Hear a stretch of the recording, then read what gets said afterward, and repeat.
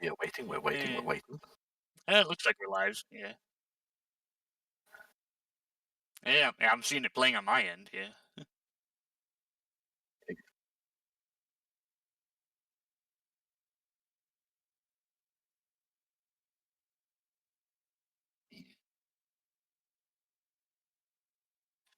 Hmm.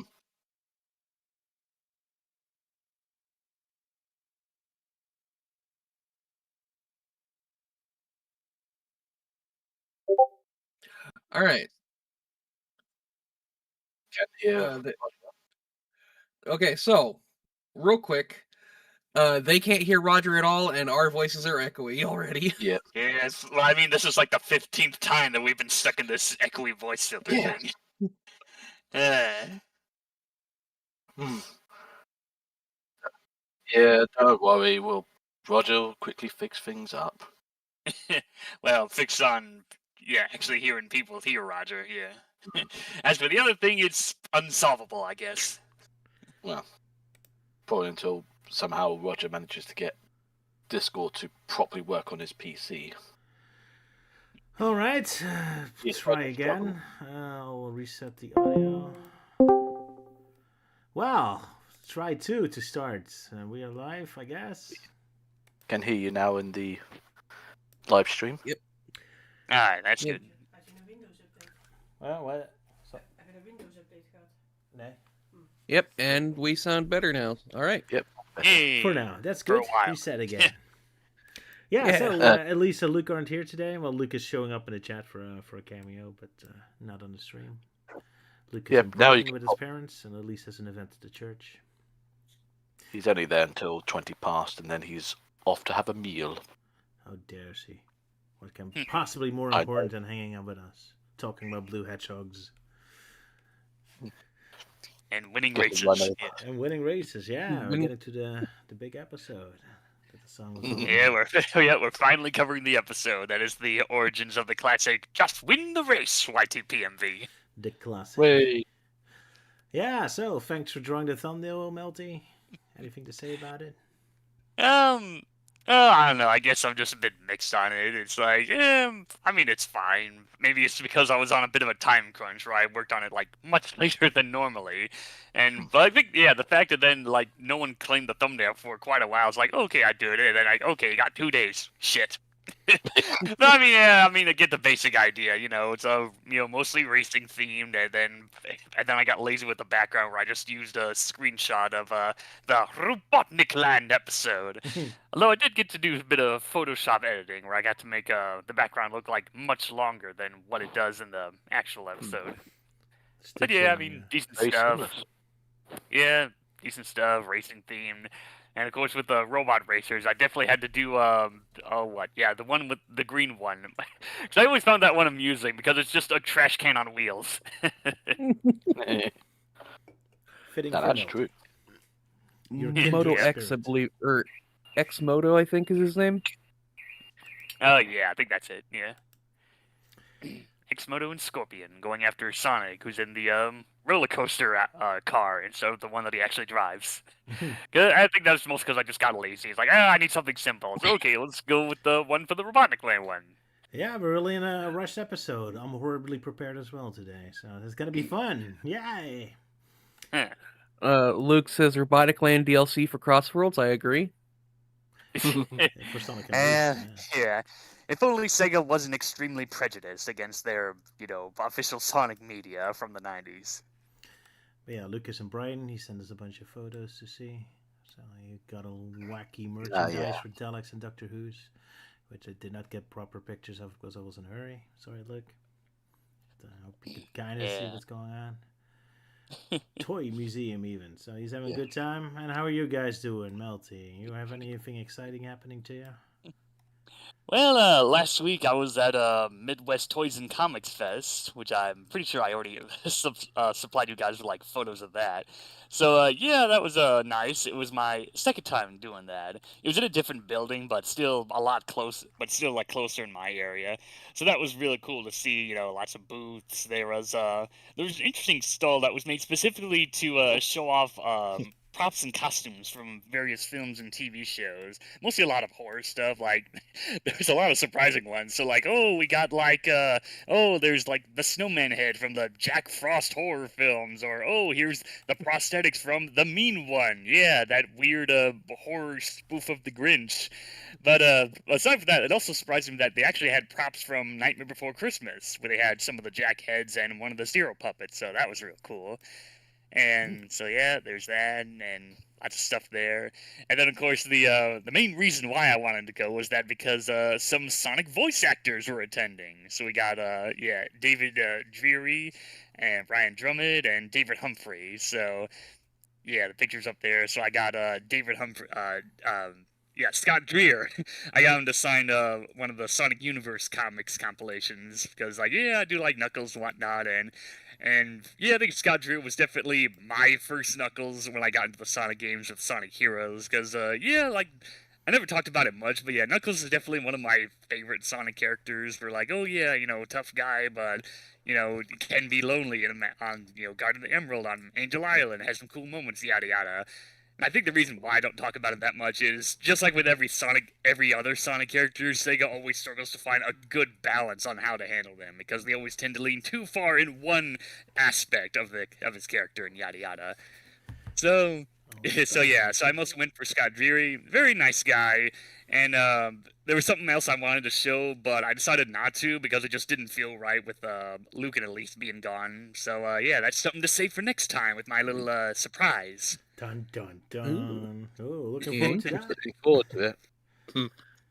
Okay, One thing I might as well to say quickly, Melty. I know you said you saw plenty of boobs, but because an alarm was going off, I ended up mishearing it at first, where I thought you said, "Oh yeah, I saw plenty of boobs out there." Of course, what? He's a party guy. Plenty of what?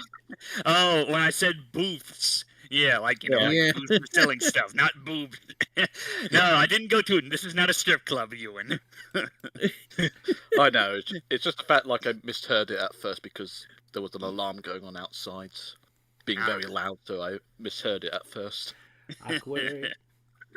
Yeah, so yeah, then the stuff I showed off, surprisingly got a lot of custom Lego Sonic minifigures, so that was nice. So yeah, and then a few other miscellaneous, like Roxy from Security Breach and Freakazoid. And I'm not sure what exactly that Metal Sonic is supposed to be. At first I thought it was Mecha Sonic, but no, the design doesn't match up, so I guess it's just based off some random fan art or whatever. Probably. I mean, it could be representing, like, Mecha Sonic or the Silver Sonic from Sonic 2, but yeah, obviously. Yeah, but I mean, then again, like, Mecha Sonic doesn't really have that, like, weird core thing in his chest, and obviously he got no claws.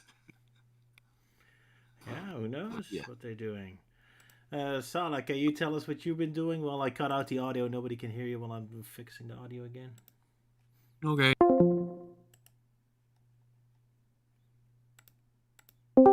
And we're back. And that's what I've been up to.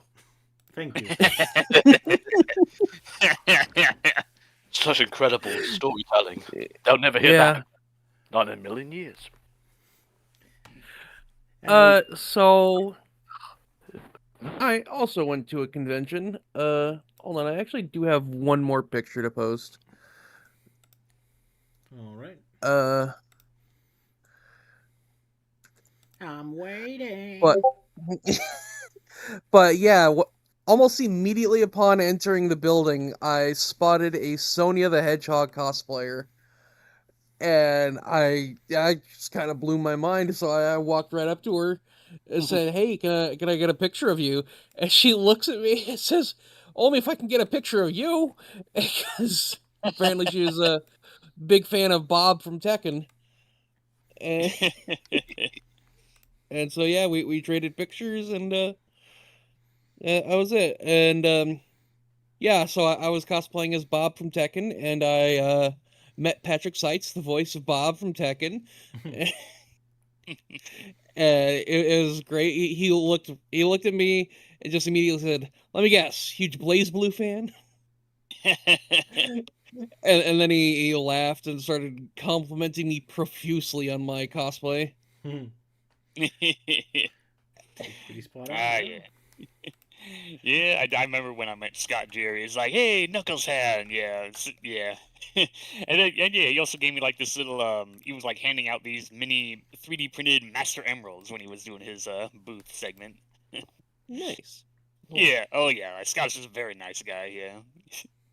In fact, after he signed that comic, he like supplied me with that plastic bag. So like, yeah, now it's forever safe in that bag. How very generous of him. Yeah.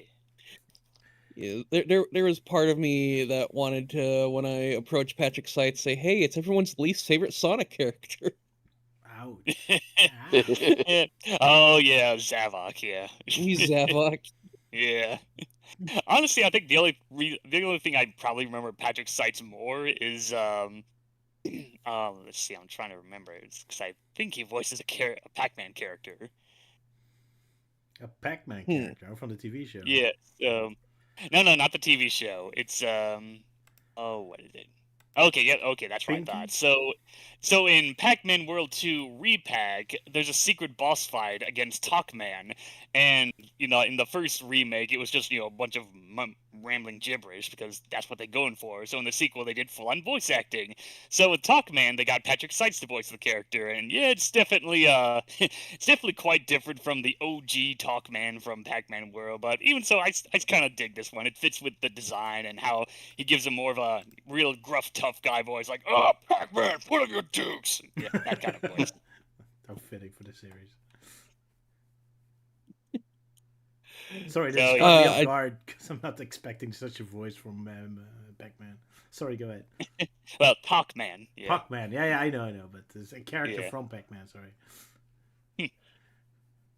But a funny thing is, like, the the guy in front of me in line had like the most interesting item I've ever seen someone present to a voice actor for signature, And that is and it was A body no, it was a custom made JoJo's Bizarre Adventure Part 1 VHS tape.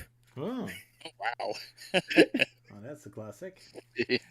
Yeah, quite surprising. Yeah, like in fact, when I saw David Humphrey's line, I noticed one of them was carrying like an old shadow figure. Like I think it was the one like made by Resource from years ago, and it was still in the box and everything. And I'm like, oh wow, that's gonna be worth a lot of money. All right.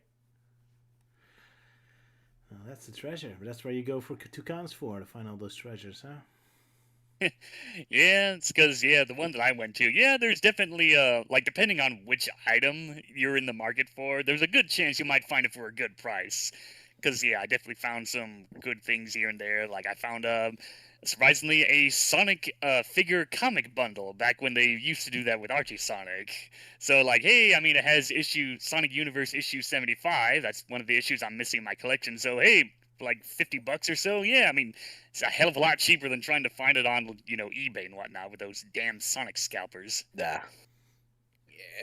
Indeed. Yeah, especially with some of the Sonic Funko Pops. Like, out of curiosity, I know they did, like, Chaos and Mephiles and whatnot. So, out of curiosity, I looked them up on eBay, and they're just ridiculously expensive. Like, hundreds, like, even the thousands, even.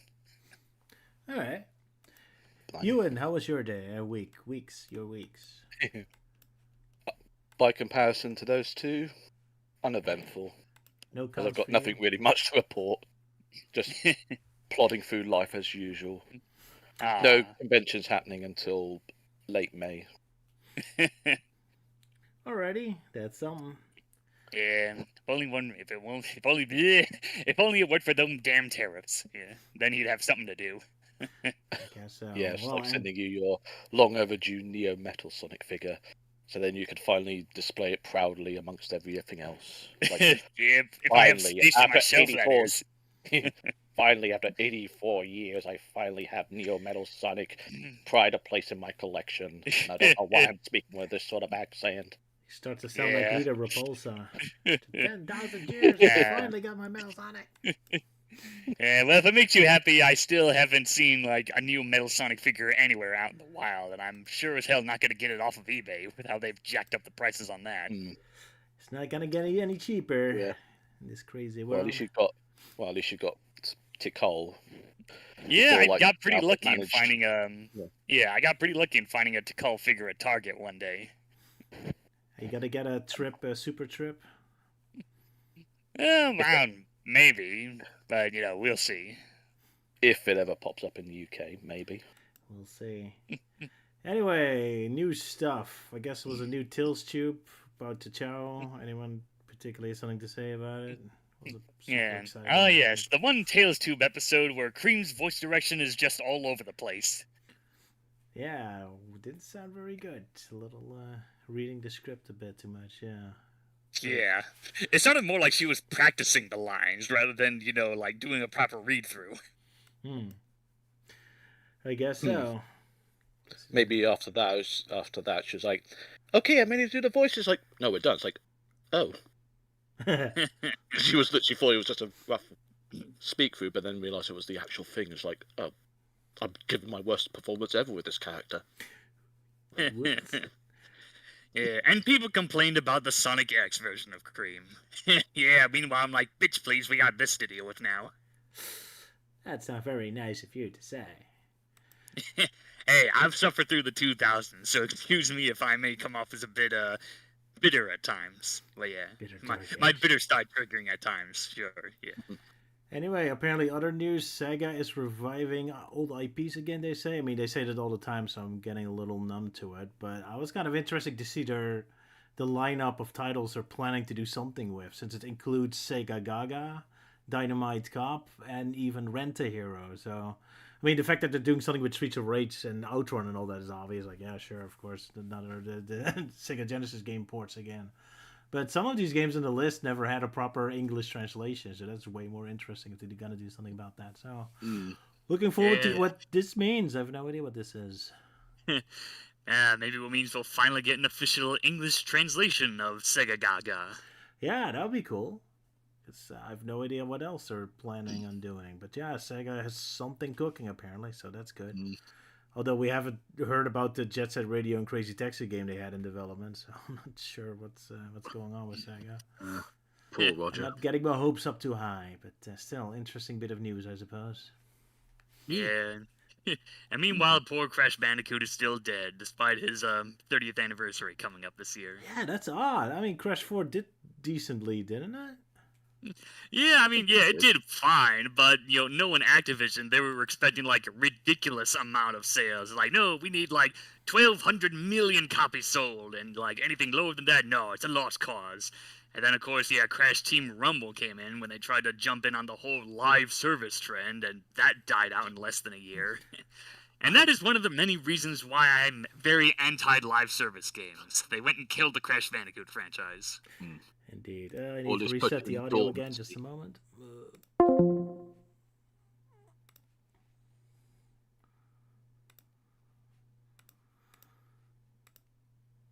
And of course, Discord asks for There he an is. overview. Just holding our breath, ready to continue on. So yeah, live service killing off Crash, and of course, like now it's in the hands of Microsoft, and they sure as hell ain't gonna do anything with it. Yeah, they never did anything with Banjo-Kazooie either, which they owned for a very long time.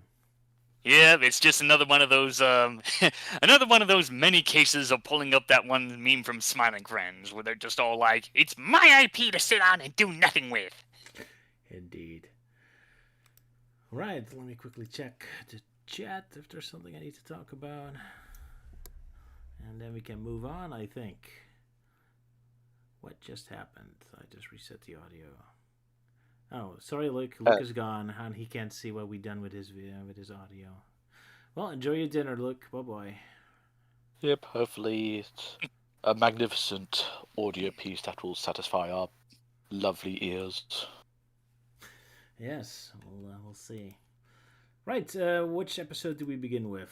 Robotnik Land or Mobius 5000? I think we start with the racing one. I thought it was Robotnik Land we were doing first. Yeah, it is Robotnik Land at first. Hold up, I'll just quickly upload the TP. Indeed. One that I yes. tried to slave over the best I could. Meanwhile, Bubsy is about to release an actual good game. Yeah, I'm surprised how good the new Bubsy looks like.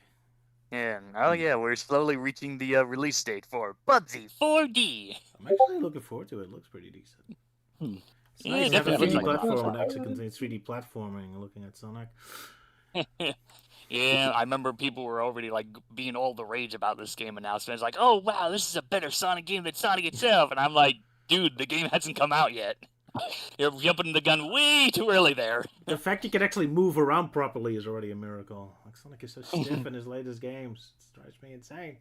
But that's a rant for another day. Let's move on to the exciting YTP that Ewan has prepared for us. Do you guys have it ready? Ready? Yep, I'm ready. Then time for the countdown. A 3, a 2, a 1, a go. Just a minute. Scratch! Grounder! Do you realize what day this is? No! What day is it? It's Sonic's birthday! Not again!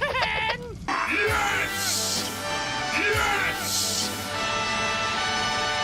Adventures of Sonic the Hedgehog will be right back. What's the difference between a big hill and a big... Pingers! I don't know. What? A big hill is hard to get up and a big... Pingers! hard to get down. And now back to Adventures of Sonic the Hedgehog. A jungle ride. Cool. A jungle ride, cool! That's how you sound. A jungle ride, cool! Imagine listening to that all day.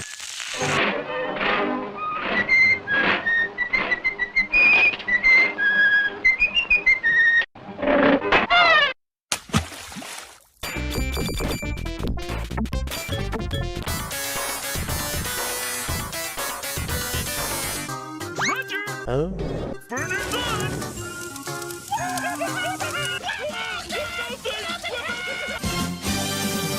Scratch made you something special for breakfast? Let me guess. Chocolate-covered oats. Isn't that nice? Oh, that was great. Expecting the classic chocolate-covered cock, but nope, it's a loose. Yeah, real shame Been a she's while. here to see it herself. Yeah. Just thought I'd include it at the end, just as like a surprise little twist. Yeah. What a shame. We're missing out on her laughing hysterically now. Yeah. Oh, yeah. Oh, I'm sure we'll get a lot of that next time, especially with one episode that I think we'll do next time, but that's for later. Anyway, like I said, I've been kind of rushing today too, so I haven't have proper screenshots prepared. I only got the Luke's special screenshots, so gotta be a bit lazy today. Oh well. Either way, synopsis time, and our victim of today is nobody less but Melty. Right? No, No? Oh, it's Luke. No, he did the race level is for Luke. Yeah, he's doing the race episode. Oh, shit, you're right. Yeah, because I'm doing the episode synopsis for this. Alrighty. Yeah. Yeah, so, alright, I'm just trying to, get myself prepared for this. Okay, so basically it starts off in Robotnik's fortress, and, like, oh, they're getting ready to make him breakfast, and he wants eggs, as usual, but they're like, oh, let's give him something different, and of course, like, Scratch is like, oh, you go surprise him, like, oh, no, last time I surprised him, but he does it anyway, which, of course, like, Robotnik gives him guesses what it could be. So, so he reveals, the hotcakes, and Robotnik doesn't like that. So after the beating up his robots as usual, he discovers that it's Sonic's birthday today, and he's got big plans for that. So meanwhile, Sonic's having a pretty crummy birthday, where he's just sitting at a chili dog diner, and gives him Tails gives him one with a candle, and he's like, oh, I wish I had a cool party and not this abandoned stuff that apparently is I don't know, I guess it's a slow day for the business. But yeah, so Tails runs off like, oh, I gotta use the little fox's room. And then this Chuck E. Cheese knockoff comes in and gives Sonic a ticket to Mobius Land. So it's like, oh, that sounds a lot more cooler. And so we see Robotnik, quick scene where he uses some kind of hypno ray to get everyone out of the park so that he can make some modifications to it. So Sonic goes in, and Robotnik reveals like, "Ha! You're trapped in this new amusement park, Hedgehog, and it'll be one you'll never forget." So yes, now he's Sonic's gonna just go with it. And then meanwhile, it seems like Tails like brought in a bunch of characters from past episodes, and especially one that we'll see in a much later episode, to try and surprise Sonic. But he's gone. He's like, "Oh, wonder where he is." And then meanwhile, back with Sonic, he's dealing with a lot of crazy stuff going on, from yet another Sonic Spinball reference, I guess, to dealing with jungle ride shenanigans with the robots coming to life and trying to attack. So yeah, that's going on, and then Tails and the gang find where Sonic is, and Robotnik's like, "Oh, Sonic's little friends. Well, this gives me an idea for another trap." So, so he tricks them by using a Sonic puppet to make them convince them like, "Oh no, Sonic's trapped on the roller coaster. We gotta go save him." And then it turns out, "Oh, the roller coaster's ride, and you will be riding into your dooms in this volcano." So yeah, that manages to get Sonic's attention, and yeah, he manages to save them from melting, and then they go inside, and Robotnik's like, "Did you really think I was going to kill you? Tisk tisk." And it turns out there was another way he was going to do it, because now they're inside of a giant birthday cake, and all the candles are made of dynamite, because apparently he couldn't find 10-foot candles for his birthday. So yeah, that's going on. Sonic's like, "Oh, I know, I'll use like the pipes from the system to like blow these dynamite sticks out of there," which I guess is quite convenient that Robotnik only lit the ones on top and not the others surrounding the cake. So yeah, the dynamite goes off, Robotnik gets all the explosions, and then everyone pretty much tries to gang up on Robotnik, but then he runs away. And apparently, Sonic and Tails were fast as lightning with reprogramming the park to be to be Sonic themed and whatnot. So now Robotnik's turn to go through all the traps and dings and whatnot.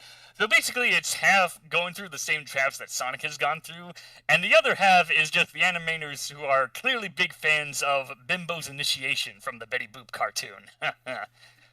So, yep, that's going on, and then decided, so yeah, Robotnik's defeated, and Sonic and the gang are like, "Yeah, let's have a real party now with a real cake, yay!" And then Robotnik, like, pops out of it because, because somehow they put the cake on top of an open manhole, and yeah, so Robotnik's just pissed off, and yeah, that's pretty much it. Sonic has one wacky birthday party, and oh yeah, then the Sonic Says segment is, yeah, giving us the 101 safeties of, handling stoves with care. Apparently, yeah. So yeah, Sonic's greatest birthday party is just to torture Robotnik for an hour. It's pretty dark. Yeah. Yeah, especially when half of that just goes into like, "Oh yeah, remember Bimbo's Initiation? Because these animators sure love it." It's almost like it's pretty much a recreation, because they feature like a lot of similarities, like the scene with Scratch running and his heart pumping out, and yeah. Right. It did seem like unnecessarily cruel, even for Robotnik. It's like an extended scene of them tormenting him. Yeah, I guess Sonic is just one sick psycho in the Adventures of Sonic. Oh wow. Yeah, definitely did go on for quite a bit. Yeah. Yeah, also the one bit Salah mentioning about, like, that great cake, the second biggest one. Yeah, our second great cake. Ha ha. My, what language? Good thing Elise isn't here. Good thing Elise isn't here. Yeah. But yeah, the episode features the return of Miss Possum, who for some reason has lighter skin and also has a different colored outfit. Oh, I mean, she can change outfits. Yeah. Yeah. But how does she go from darker skin to lighter skin then? That's a better question. I have no idea. I suppose being a chef meant she got stuck indoors too long, doing so much paperwork, catching it up on it. Yeah, well, I mean, she did run that a saloon when we first met her, so I guess, yeah. Still, nice to see some continuity, except for Sonic's birthday, I guess, unless this takes place a year later. Yeah, because it's definitely a bit weird of like Sonic having another birthday not too long afterwards. Because I mean, I did the YTP for that like back in January, and now we're in April. Yeah, I mean, we don't know how much time there's in between those episodes, or how many days a year has on Mobius, so I guess they can cheat their way out of it. Indeed. Yeah. Yeah, so Sala, you enjoyed this episode being a pre-runner to Sonic Unleashed in a lot of ways, I guess. Eggman Land, yeah. Yeah. I'll build Robotic Land. Yeah. The a funny detail I like is like, first off, it was called Mobius Land at first, but after Sonic enters it, Robotnik like pulls a lever that just causes the sign to fall and reveal that it's Robotnik Land. For whom exactly? I don't know, because Sonic's already in there. Good point. So he's just doing that for the audience. And then what's hilarious is at the end of the episode, after he completely loses control of the situation, Sonic pulls the lever again, and the sign falls to reveal it says Sonic Land. Because various rides with Sonic's giant face on it and everything. Then again, Sonic can probably build those himself within a split second in this show, so we shouldn't be too surprised. Yeah, roller coaster track going into Sonic's mouth, and now I just realized, oh, is that an Archie Sonic reference? Yeah, they also did something like that. Yeah, one of the covers for one of the one-shot specials, they did something similar to that. Yeah, it's the Sonic in Your Face comic. Yeah, it's just the cover. That doesn't happen in the actual stories. Thank goodness. Sounds so creepy. Oh, it's that one. Oh my goodness. That's a very gruesome looking one. Yeah. Oh yeah. I've always said Sonic has a big mouth, but that's ridiculous.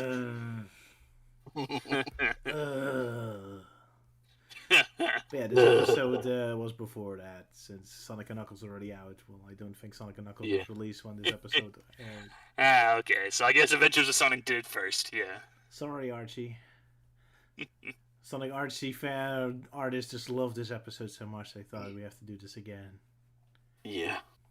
Gotta reference it somewhere. In your face.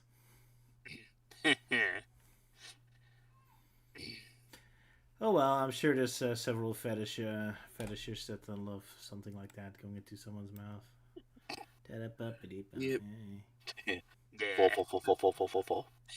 Low hanging fruit there, yeah. Low hanging fruit indeed. My favorites. Another weird detail about Robotnik Land is the pinball machine, and the fact that it for some reason tracks Robotnik and Sonic's scores individually. It's a pinball machine. How is it doing? Why is it doing that? Yeah, and why is there no snow? Because, I mean, it's called the Pinball Blizzard. So, you know, where's the snow? Where's the ice? Yeah. Unless it's just referring to its colour. Yeah, I can only assume maybe it's just done more as a spoof on, the Pinball Wizard kind of nickname. Yeah. But, yeah. Yeah. Indeed. Yeah, screwed up. And Robotnik even says that during the game. He says, "I'll show you who the real Pinball Wizard is," or something like that. He didn't get the pun. Oh dear. Yeah, I don't know. It seems like the scene that always stuck in my mind is, apparently the second time when Sonic's like ranking up the points and gets the free game, Robotnik just has a big tantrum about it. No fair, I wanted a free game.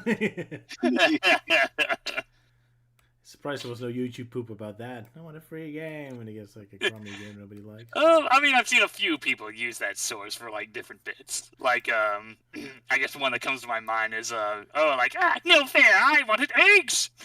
Oh yeah. Yeah, I think there's a lot of classic stuff that I remember from this. Of course there's the obvious chocolate-covered cock from the classic days. Yeah. But, like, another one that also stuck in my mind, it was, let me guess, eggs, eggs, eggs, oh, give me eggs!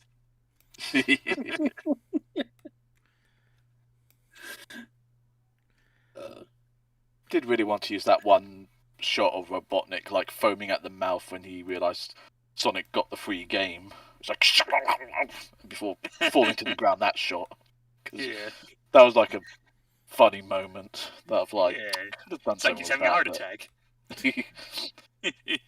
Yeah.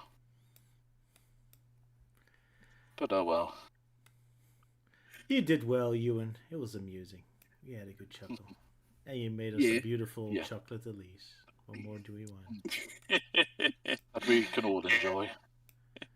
Chocolate Elise, yeah. It's magically delicious. For some reason, the puppet exploding was my favorite part of that. Yeah. Stupid puppet.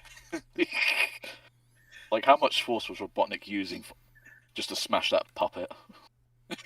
I was referring to Ewan's YouTube poop. Oh yeah, the puppet scene. Yeah. Oh, that one. Yeah, from an old Stranger Danger, like VHS tape from the past.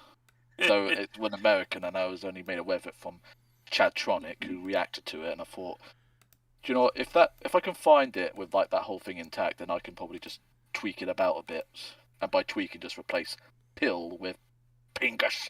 Of course. Of course. The ultimate classic. But yeah, it seems like Ewan decided to take a page from what I did last time, where I just had the video like talk about something else than Adventures of Sonic. Yeah. In fact, I noticed someone commented last time saying like, "Oh, why the Lego Sonic hate?" I'm like, dude, I wasn't hating on Lego Sonic. I was just doing, making jokes about it. I think they must have like confused the bit where I'm, more that whole like metal Mecha Sonic scene is like, oh, my first creation. Nope, not anymore. Like, no, that was done more as a jab against Sonic Origins for doing that whole retcon thing. Because, like, I'm sorry, I just don't like the idea of, like, Metal Sonic is the first one and Mecha Sonic is its successor. Like, yeah, it doesn't exactly make Metal that special or, that intimidating if you have the big, bulky Mecha Sonic be its follow-up. Yeah. True. Because, like me, I always thought, Mecha Sonic was the prototype model and Metal was the finalized one. Which makes sense. Yeah. Indeed. Apparently Sega just doesn't see it that way. Yeah. Oh well. I'll never understand that. It was such a dumb decision for Sonic Origins to say Sonic CD take place before 2. Yeah. I mean, sure, technically it's never been, like, officially stated, but, like, back then that was always the general consensus, Sonic 1 and 2, and then CD, and then we get 3. But no, now it's Sonic 1, then CD, and then the rest. Yeah. I guess the whole logic is just because Tails isn't there, as if Tails can never just screw off and do his own thing for a bit. Like he always has to be glued onto Sonic at all times, I guess. Yeah. And I suppose maybe the other story with like Sonic 2, of where they immediately go all the way to Angel Island for Sonic 3, since they're still technically on the plane and with the Chaos Emeralds. I don't like that all the games take place in one stream. Like it's like 1 of 2 free days where every single adventure happens. It's like it makes it all feel so like as if robotics is literally just running from one super plan to the next, like within minutes. Like it's a little too much. It's like, well, why is it so bad if it just takes place across like a full year or something? Like they can have like a week off between adventures. Do they really have to go from one that is adventure pretty to the crazy. next? How Origin says like, oh yeah, all the classic games happen in one day. Pretty much. Especially when they use the Sonic 3 and Knuckles version, which is like a lot longer. It's like, oh no, they've destroyed my Death Egg. Good thing I have my backup plan. To be fair, it is in character for Robotnik, but a little much. Anyway, Ewan, can you say something very interesting while I cut off the audio again? I guess it's just gonna be that's just gonna be a thing from now on, I guess, until Roger's Discord gets fixed. Yes. But yeah, we're refreshed again. So now we sound less robotic. I hope so. Yeah, for like 10 seconds. Gone to screws again. Yeah. I mean, I was going to say, is that like Melty's like face when he's like trying to respond to this one, irrational guy who's like, "Oh, why are you poking for that Lego Sonic's?" Like, I'm not doing that. I was joking at poking fun at Sonic Origins. But you sound like you're making fun of Sonic Lego Dimensions. Like, no, I was not. No, like I've already dealt with some. Yeah, there's a. You reminded me of that one guy on Twitter that I have to deal with, who's always heckling me. Yeah, always giving me those "yeah, but" statements. Yeah. But I like know, the face expression I know, doesn't seem like a. Yeah. Yeah, but I mean, like the facial expression doesn't look like a pissed off expression. It just, it's like with Grounder, he's all like scared or surprised. Yeah. I'm just imagining that terribly you trying to contain yourself, like, yes, but sort of. Yeah, if I, technically to be the biff. Yeah, if I dealt with that so many times, it would just be more like, well, technically, hey, shut up. Exactly. Just zip it. Yeah, shush. That's what I would say. Shush.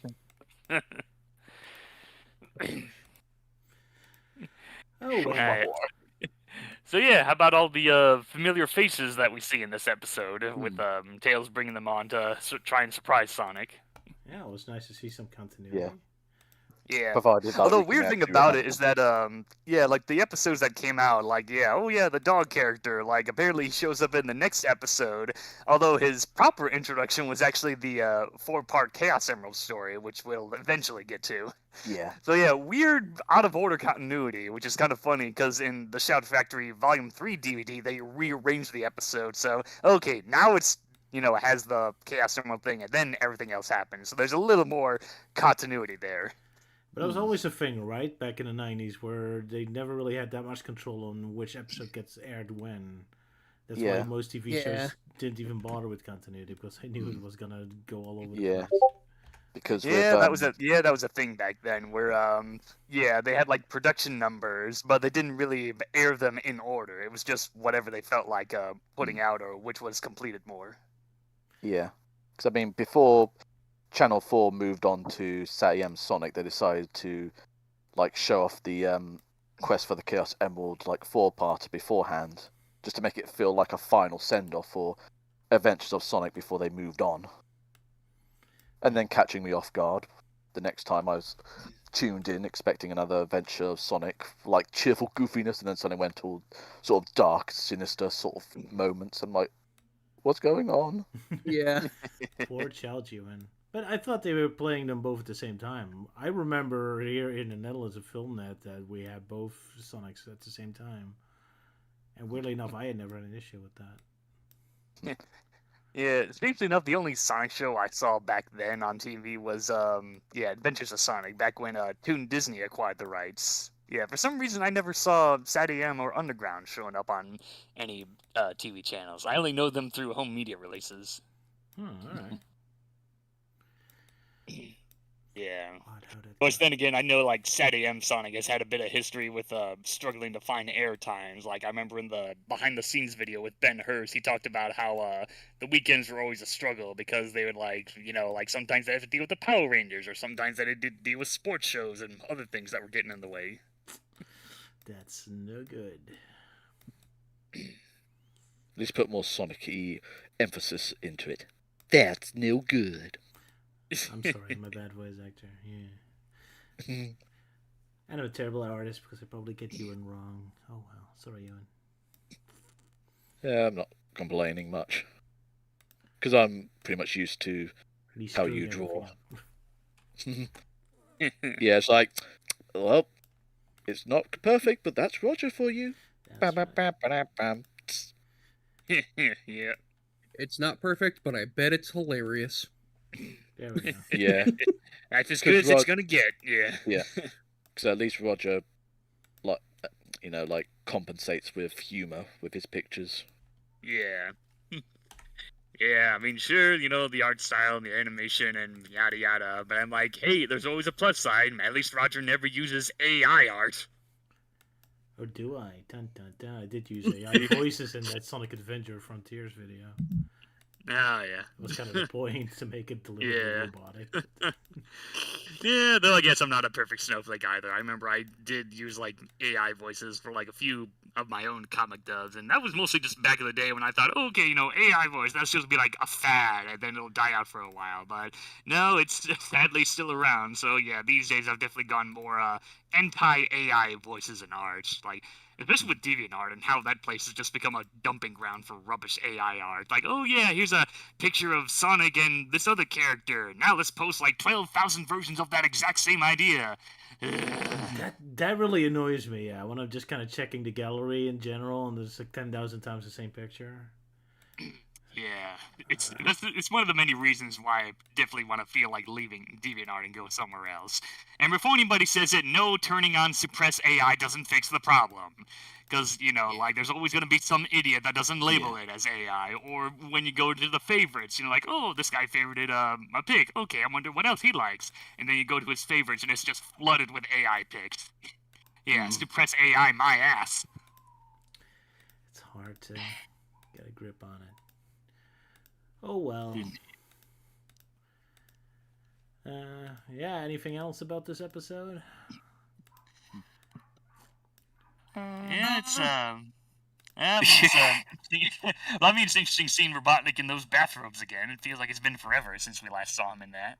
Yeah. And apparently Finally, am I right? Yes, finally, indeed. Yeah, the sexiest outfit for Robotnik. Those purple bathrobes and the fez for some reason. And it seems as though the artists have, like, shown him some form of mercy. They gave him, like, a somewhat more manlier figure as opposed to his usual egg-shaped body. Hell yeah. Oh yeah, speaking of which, like that scene with Grounder saying like, "Oh, Scratch made you something special for breakfast," and when he's finishing that, you can see Robotnik smiling. But then when it cuts to the next scene, he just has this like, you know, sour face before going into his whole "let me guess" a bit. Yeah, so weird. Almost felt tempted just to slow that bit down and zoom in on his face as he slowly smiles with it sound like a very creaky noise, like. Yeah, it's definitely it's something you have to really slow it down because it kind of happens like in an instant. Yeah, I do love that one. Like screenshot of where, like, you know, the last stick of dynamite exploded and they've all got those silly faces on. Well, at least Robotnik and Grounder, as Scratch just seems to have like given up. Yeah, right. Poor Robotnik has no dental plan. He's British, so that's how their teeth always look. Sorry, Ewan. Sorry, oh yeah, speaking of Robotnik, yeah, how about that scene where he just flat out knocks out Sonic with a lead pipe? Yeah. What the? Just randomly wrench or whatever. Yeah. Oh yeah, a wrench. Yeah. It kind of looks like a wrench. I thought it was a pipe at first too, but then Luke said it was a wrench, and I'm just like, I guess, yeah. Well, regardless, that was pretty great. Honestly, it's kind of nice seeing Robotnik get any kind of win. Yes. Yeah. Always got to take those little moments and embrace it. Yeah. Because when's the next time that's going to happen? Yeah, did we finally get to the part where we want Robotnik to win? We're done with Sonic always having the upper hand. Yes. At least in this show. I wouldn't say that for Satam. Yeah, that Robotnik definitely wins quite a bit. Yeah. Fair enough. Yeah, I guess all those golfing practices have gone to good use now. I suppose it's specifically this version of Robotnik, Underground's Robotnik, and IDW's Eggman that I want to see win every now and then. And IDW even? Does he lose so often? Yeah. He loses every freaking time. There's like never a single comic where he actually wins. Not even. even We just got to have at least give him one win, so at least then it's like, okay, now there's actual proper stakes involved. Yeah, like now it wouldn't. Sonic can't expect to win every time. I mean, he did have let a him lot get of a success win. with his Zombots at first, I guess. At first. At first. Yeah. But but after that, it's just it's just the same problem with IDW in general. How everything's just become too predictable and too lack of creative freedom and all that. Guess it's a Sega rule. Robotnik must always lose. Victory. Yeah, even with that new comic, new issue being announced, like even then, I'm just like, meh. I mean, sure, they announced that there's going to be an Ermine character, and I'm just like, oh, second time we get an Ermine character in official Sonic media. But even then, it's like, oh yeah, Silver Blaze are going to be in there, and I'm like, whatever, I want to go home. Ermine? Yeah, it's a type of animal. Hermione. It's Hermione Granger. She's, like she a turned into stoat. cat, right? Yeah, it's part of the Stoat family. Yeah. Okay. Never heard of it. No. All right. Yeah. You learned something new. Now we know what a lemur is and what a stargazer is or whatever. Learning so many animals from Sonic. Yeah, but I mean, like, yeah, as I mentioned before, Archie Sonic did Ermine character, Irma the Ermine from the Arctic Freedom Fighters. So apparently there's a new one coming out. So I'm like, okay, are we gonna get like a similar design to Ermine, or is it gonna be like more stout designs? I mean, I'd be fine with the stout designs. At least that would make the character more stand out and not the freaking copy and paste background civilians that IDW is flooded with. I guess so. We'll see. Another fun surprise waiting for us in the future. Define fun. That's a good question. I don't know how to define it. And I'm seeing someone in the comments saying, we need more freaky bug characters. Like, yes, I agree. The only downside is that Sega is very anti-Sonic bug characters, with Jewel being that one sole exception because I have no idea. Yeah, odd. Yeah, it's the same deal with Aquatic Mobians. It's like, oh yeah, mimics that one sole exception, but well then again, apparently now he's dead now. So yeah, the Aquatic Mobian species are now completely extinct. Progress. Yeah. Oh well, maybe they'll do something for the next game, which I assume we're gonna hear about somewhere this year. Yeah, unless it's another freaking live service game. 'Cause, I mean, like, Sonic Blitz hasn't come out yet, so... They haven't done it yet. Yeah. Almost forgot about that game. I think everyone's forgotten about that game. It's not too exciting now. Nope. Right, anything else about Robotnik Land, or shall we move on to Mobius 5000? I think we're ready to move on. Yeah. Yeah. And hear the wondrous words from Luke's story synopsis. Nothing to say about almost blackface scratching ground or dressed up as tribal people. Nope. Well, it's not blackface. It's just more of racially insensitive culture. Yeah. Yeah. I almost felt tempted just to actually throw in a Clutch Cargo clip in there where they were talking about headhunters. Where they literally saw scratching ground, and they're like, right, we're moving on. It's like, but what about that? No. Yeah, what about that scene? Like it's one thing that's worth pointing out is when like they're taunting Sonic, it's like, oh yeah, like what? And then instead of Scratch saying it, it's like the weird skull on his stick that's saying the line, like, yeah, like what about it? Like, what's up with that? But right, let's move on. For the next YouTube YTP. Yep. It's ready in the chat. So you guys. Yep. It's Sal's turn to do the intro. Yep. Yeah. Mostly because I just needed a break for a while. That's all right. Understandable. Yeah. Yep. Okay. Everyone ready for Mobius 5000? I'm ready. A 3, a 2, a 1, a go. Are you serious right now, bro? You piston brains! I've got more important plans than winning that paltry prize. This race will give me the perfect opportunity to test balls. I'll just set this bomb timer for 10,000 seconds.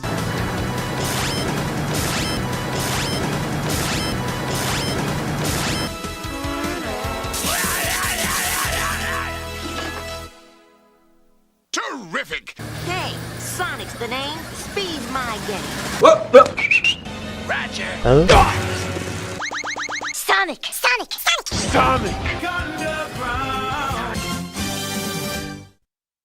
X-Moto, forget about Sonic. Just win the race. He said it! He said it!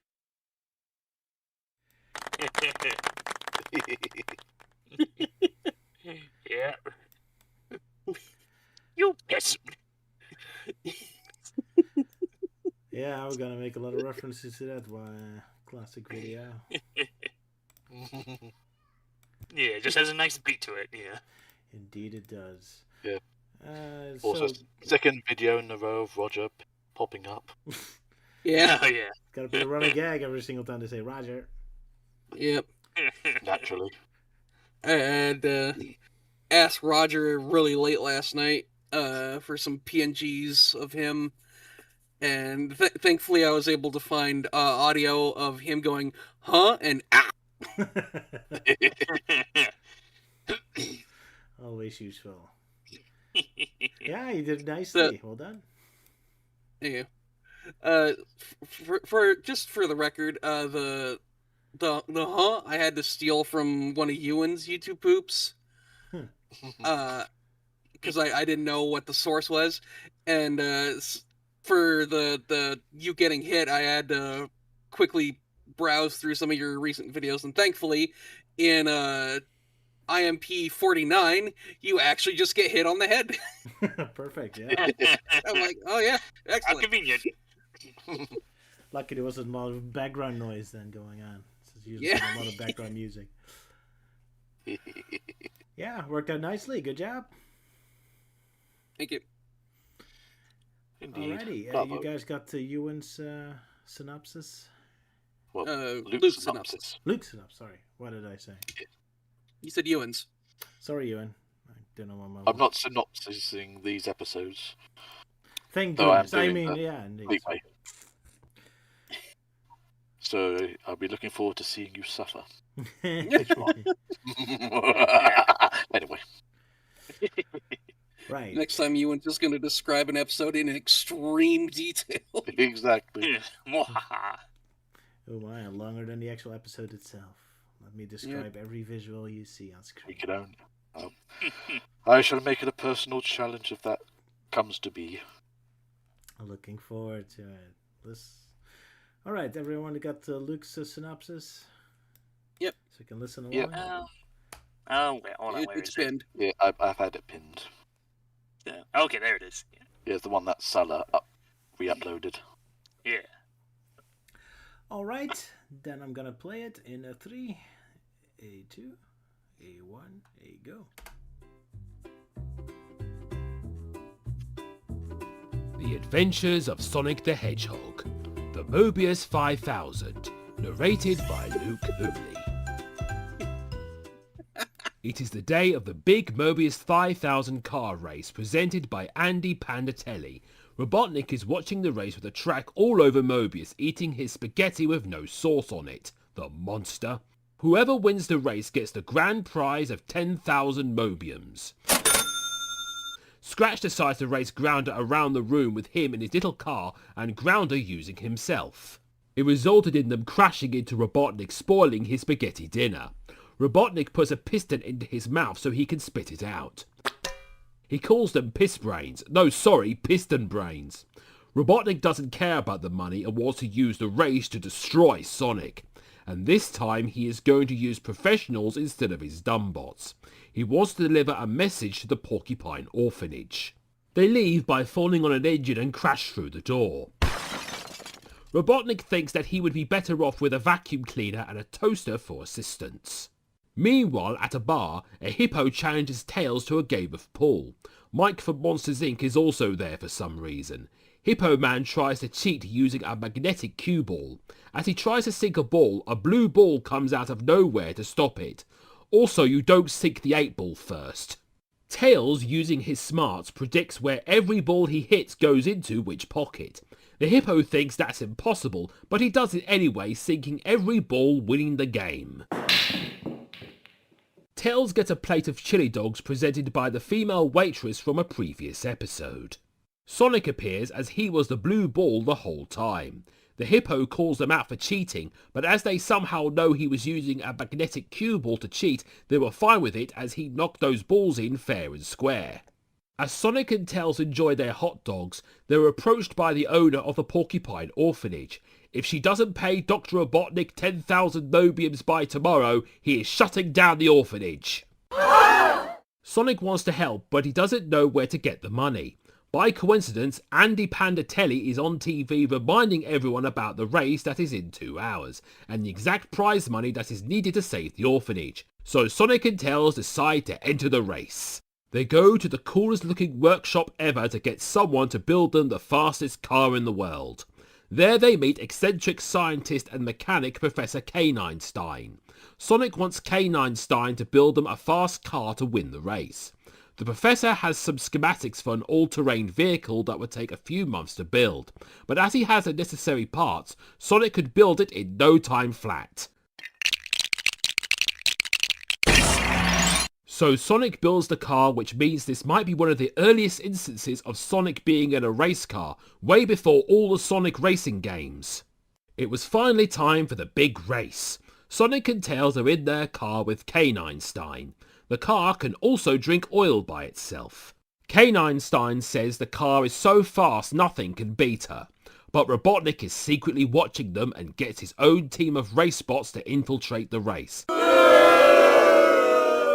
One of them looks like Shunt from Robot Wars. Other robots include Scorpion, a red fast car and a bike bot. The Happy Meal toys obey Robotnik and understand their objective: destroy Sonic. The cars get in position. The bike bot sprays some rubbery glue at the back of Sonic's car. And then they are off. The race bots are in the lead, but Sonic's car is having trouble due to the glue. The glue throws them back through Scratch and Grounder. Whilst K9 Stein tries to get the glue off, Sonic and Tails go off to fetch the spare tyres. Scratch and Grounder try to escape from under the car, but K9 Stein mistakes them for equipment and uses them to help replace the tyres. With the tyres replaced, Sonic and his friends are back in the race. But can they keep up and beat the other racers? Find out after this message. We now return to our scheduled programming. The other racers are currently in rocky terrain, with the race bots crushing the competition. Sonic puts the car in full juice and catches up with Scorpion. Robotnik meanwhile decides to fool around pretending to be a race car driver. Scorpion relays to Robotnik to await his orders. Robotnik tells it to plan a what? Plan a what, Robotnik? Oh, use plan A! I see. Scorpion unleashes a load of thumbtacks onto the track. Luckily, Sonic's car has a huge magnet installed which picks up all the tacks. Then, reversing the polarity of the neutron flow, he sends the tacks all over Scorpion. Then it tries to use its stinger to attack Sonic's car, which doesn't seem to affect it that much. Both Sonic and Scorpion go off-road, and with the bumpy terrain it had a hard time attacking Sonic with its stinger.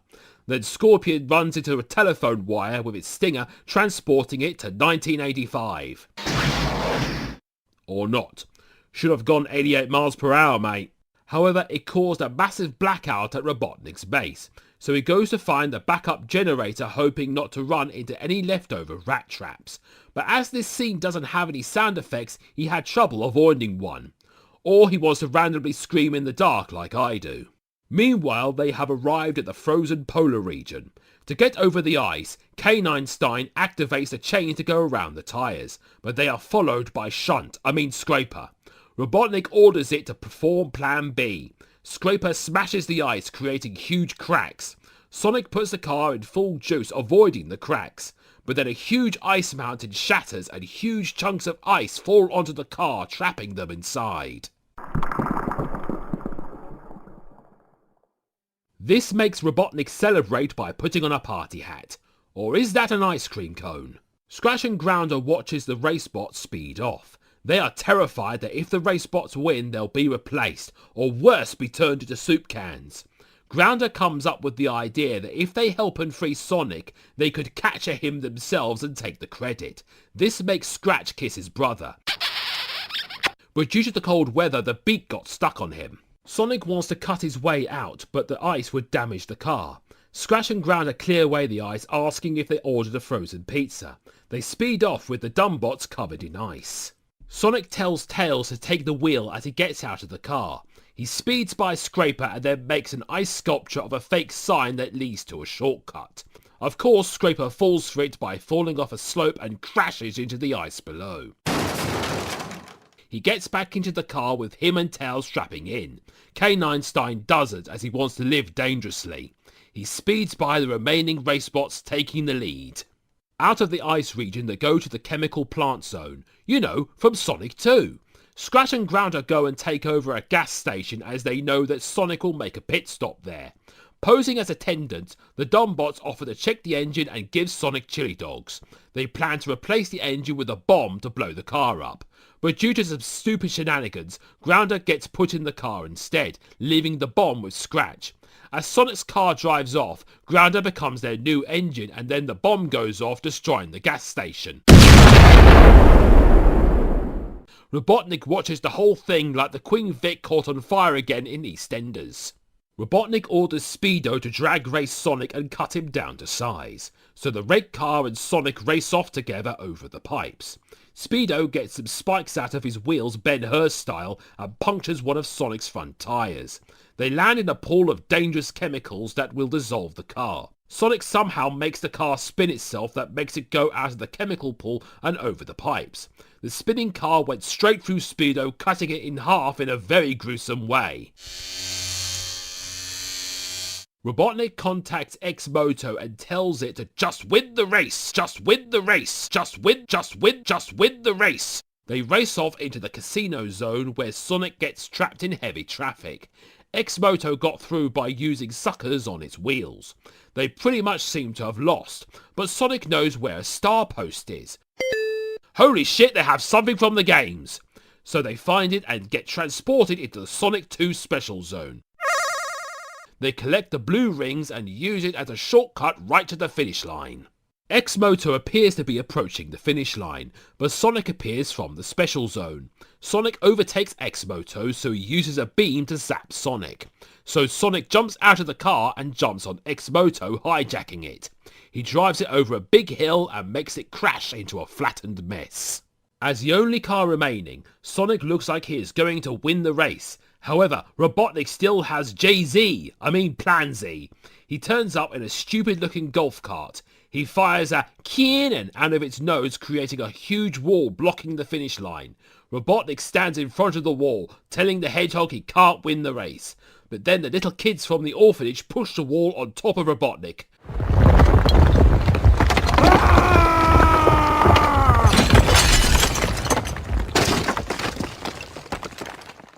Oh dear, what a way to go. Killed by a bunch of kids. Okay, he's fine anyway. Sonic crosses the finish line and wins the race, and gets the prize money to save the orphanage. In Sonic Says, Sonic tells you to put on your seatbelt and don't distract the driver. Hang on, I hear some ticking. Hey, who left this bomb here?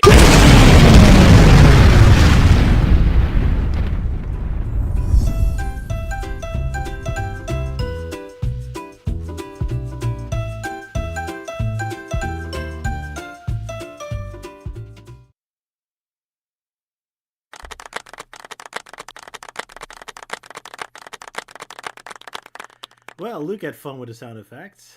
And synopsis in general, god damn. Yeah, ending with rape.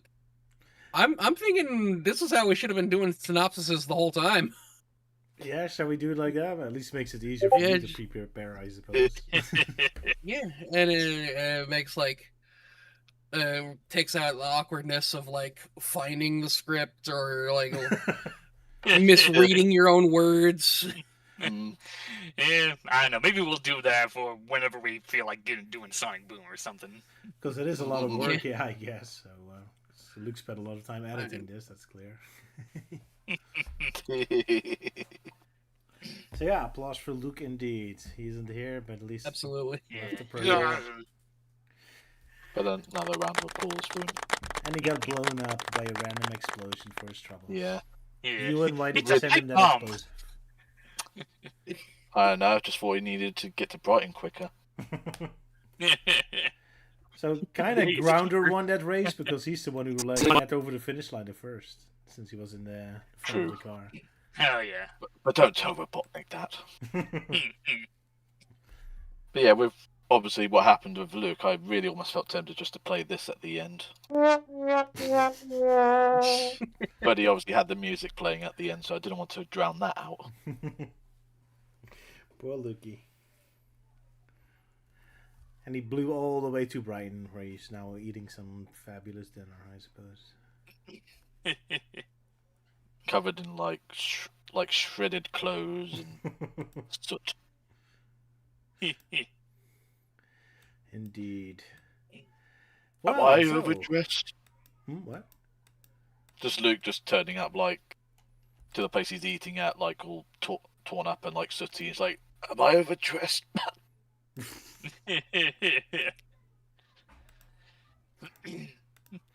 Indeed. Yeah, so anyone have something to say about this exciting episode and make more reference Oh, to no. the song? Yeah. Well, I was surprised in seeing Roxy having a non-speaking cameo in this one, as well as the fact of the blueberry-flavored Wallets A Ditso in the background. Yeah, I love the cameos. Also shocking how many video game references there were. Like 2 actual zones and a special zone. Yeah. Oh, yeah. They go in the special zone, just like the games. Very rare on this show to actually go that deep Yeah. into or any show, really. Yeah. Although, for some reason, they colored the rings gray in the special zone for some reason. I guess the animators didn't do the research. Yeah, either that or they just think yellow's too good for those rings. Nah, I think they just ran out of yellow paint. It's like, oh shit, what do we do? Use green, that'll do it. Yeah, but then again, the star posts also look different. The chemical plant zone and casino night zone look different. So I guess they didn't really bother worrying about that sort of detail. They blew all their yellow paint on the star post and, I don't know, scratched because of all the yellow he has. Yeah. Fair enough. Yeah, what is there to say about this episode? Otherwise, Well, as Rhino pointed out, apparently this episode predates all the Sonic racing games. Yeah. Yeah, I checked it. For Sonic Drift Racing 1, the first one was a year later after this episode. So, yeah. But only in Japan. That too, yep. So. Oh yeah, the first game, yeah. Because for some reason the second game got released in the U.S. and not the first one until like the compilations years later. That is indeed very odd. Oh, wow. Which I imagine confused a lot of people when they bought the game, where it's like saying Sonic Drift, but then when they looked at the title screen, it says Sonic Drift 2. It's like, wait, is this the right game? Because what happened to the first one? Yeah, where's the first one? You'll never find out. Until Sonic Adventure DX for the GameCube and PC. Indeed. I'd seen Roger doing drawing based on that one Robotnik face. Yeah, it just reminds me of that one YTP moment where like someone like just put in a farting sound and then Robotnik looks around. Yeah, ooh, did I do that? You mean this one? No, it's a more like drawn out kind of fart, like that kind of thing. Or like the one from the start of my YTP. Something like that. But yeah. Such lowbrow humor from you. I'm so ashamed. Yeah, so I'll be glad Elise isn't here. Yeah. Indeed. Though she has seen the picture, though. She's left a comment of saying, "Oh my word." Oh yeah, no chocolate at least.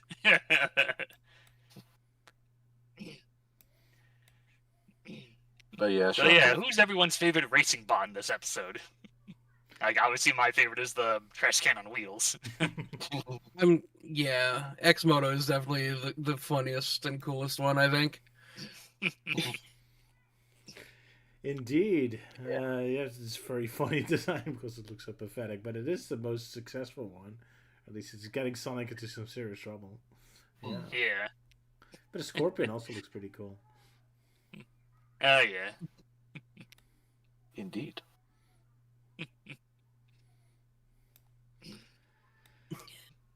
Yeah, what else to say about the episode? It's kind of funny how Robotnik... sorry, Salas, you say something? So I had notes written down for this. And by written down, I mean I had them typed down on a word pad, along with my synopsis for an upcoming issue of Sonic the Comic. And that's gone now. Oh. Oh, forgot to save. You forgot to save, or did it get corrupted? I never save those. I just write them out and leave the document open until I'm done with it. Oh, Sounds thought that now become lost media. Milton, I can make an episode about it. I did actually remember. This is the episode. Hey, bonus forgotten media episode! Yay! I think I remember my notes. Hopefully. So one note I had was that I like that Scratch and Grounder seemed to get along in this episode. Oh, yeah. Like they were really on the same page on a lot of things. They were being friendly with each other. Like the whole scene where like Scratch is like, "Oh, I could kiss you," and then like just a whole bunch of like shenanigans happen there. But throughout the entire thing, they're still being like friendly and helpful to each other. Brotherly love. Yep. Rarity, and they called it brotherly love. Another note I had was that I like that Scratch and Grounder pull an Uno reverse on Sonic, and they trick him with a disguise, even though the disguise is just dressing up in gas station attendant uniforms. Oh yeah. And slightly changing their voice. And slightly changing their voice, and it worked. Somehow it worked. Oh yeah. The gas thing. Which, oh yeah, that does remind me. For some reason, this episode has one of my favorite Robotnik insults, and that's those brainless bimbos. I don't know why. I just find it amusing. Just because of how long he stays on the B. Oh yeah. Brainless, yeah. Oh, wonderful.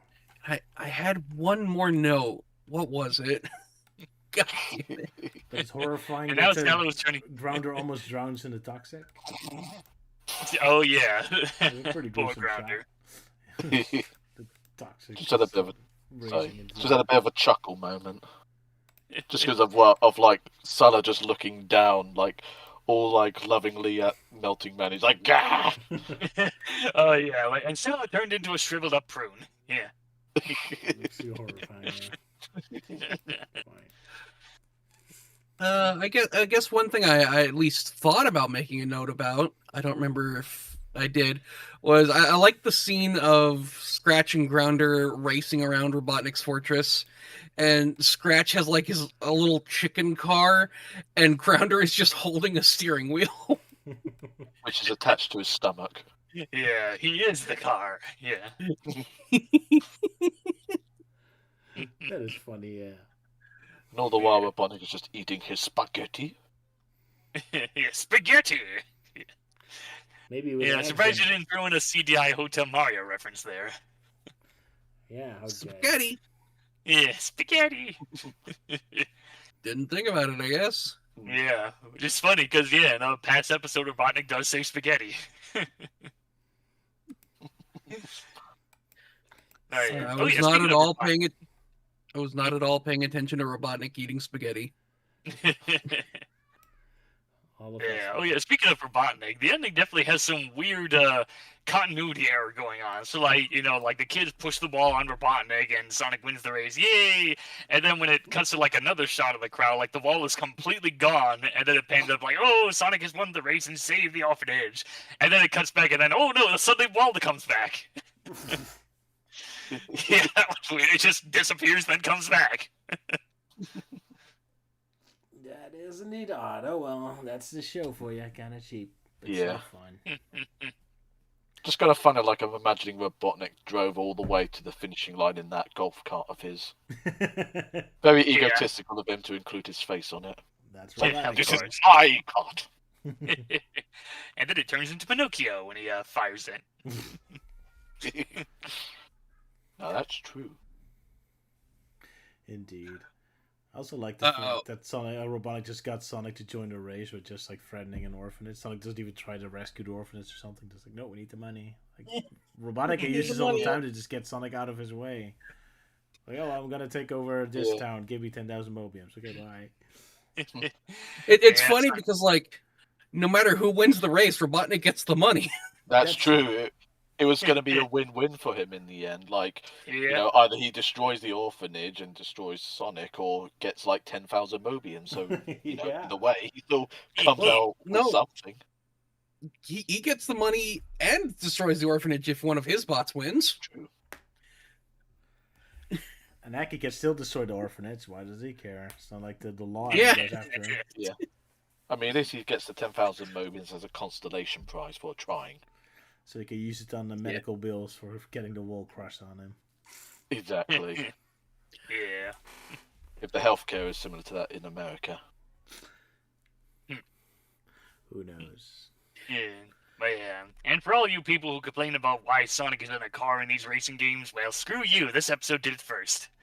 I guess. Although in this episode he does jump out of the car to just start running himself a couple times, just quickly mess with the other racers. So Sonic already cheats.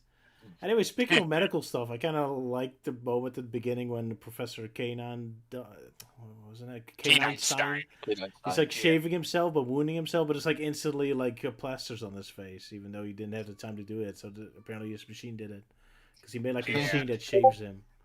Yeah, all that lather on his face, yeah. Doing it so fast, it's like, whoops, sorry, accidentally cut you. There you go.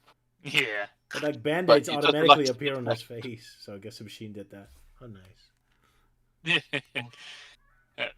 Oh yeah, it's just no Sal's comment there in the live chat. Well, the photos that he just posted, yeah. I'll put them on screen just a moment. Yeah, that's definitely one busty. Like, is that like who's that porcupine? Is that supposed to be like the caretaker or the mother? Or... Yeah, caretaker. Because they're orphans. Oh yeah, they don't have a mother. Well, at least they have one with a great big heart. Yes. Jeez, Elise isn't here. You immediately start turning into savages again. Hey, the gloves are off. Yeah, when Elise is gone, the gloves are off. Oh no.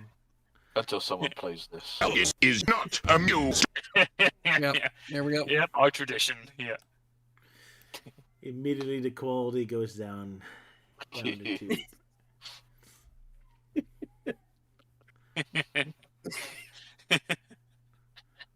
But indeed, an impressive bust. At first glance, I thought it said "dem teddies." It's like, oh no, it's "dem titties." Damn titties. Rouge and Lanolin got nothing on her. Yeah. Indeed. Because, oh boy, yeah, that's definitely going to be something, especially with the next episode that's coming up, I think. Yeah. Oh, okay. Even bigger ones? Oh, no.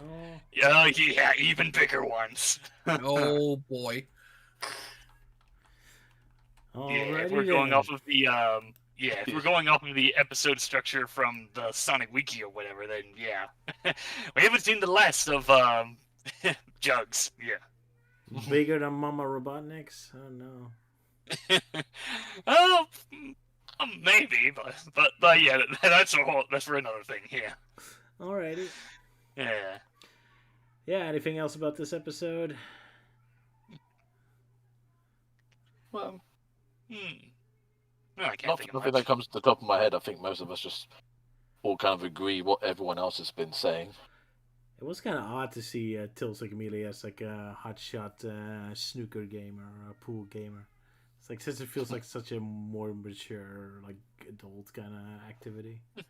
Yeah. Oh yeah. Especially when they're like, you know, technically like putting bets on like who can do better. Gambling. Yeah. Oh yeah. Yeah, and it was like olden days when it's like, oh no, pooling is like, like adult and gambling and that's bad and yada yada. Yeah. And smoky bars. Filled with creepy people like the guy from Monsters, Mike. With a big smile on his face. Well, by smoke, I think you're referring to the smoke coming from the chili dogs that just wafts the air. Fair enough. That's it's replacement for cigar smoke. Smells better than cigars, though it isn't much healthier. Yeah. Yeah, instead of cigars and peanuts, we have cigars and chili dogs. There you go. But yeah, so Sonic and Tails taking down a gambler. That's not something I expected. But that's a show for you, I guess. You never know what you're gonna get. Yeah, usually Tails does it by himself. Yeah. Well, Sonic cheated by being one of the balls, but still. Yeah, get on the ball!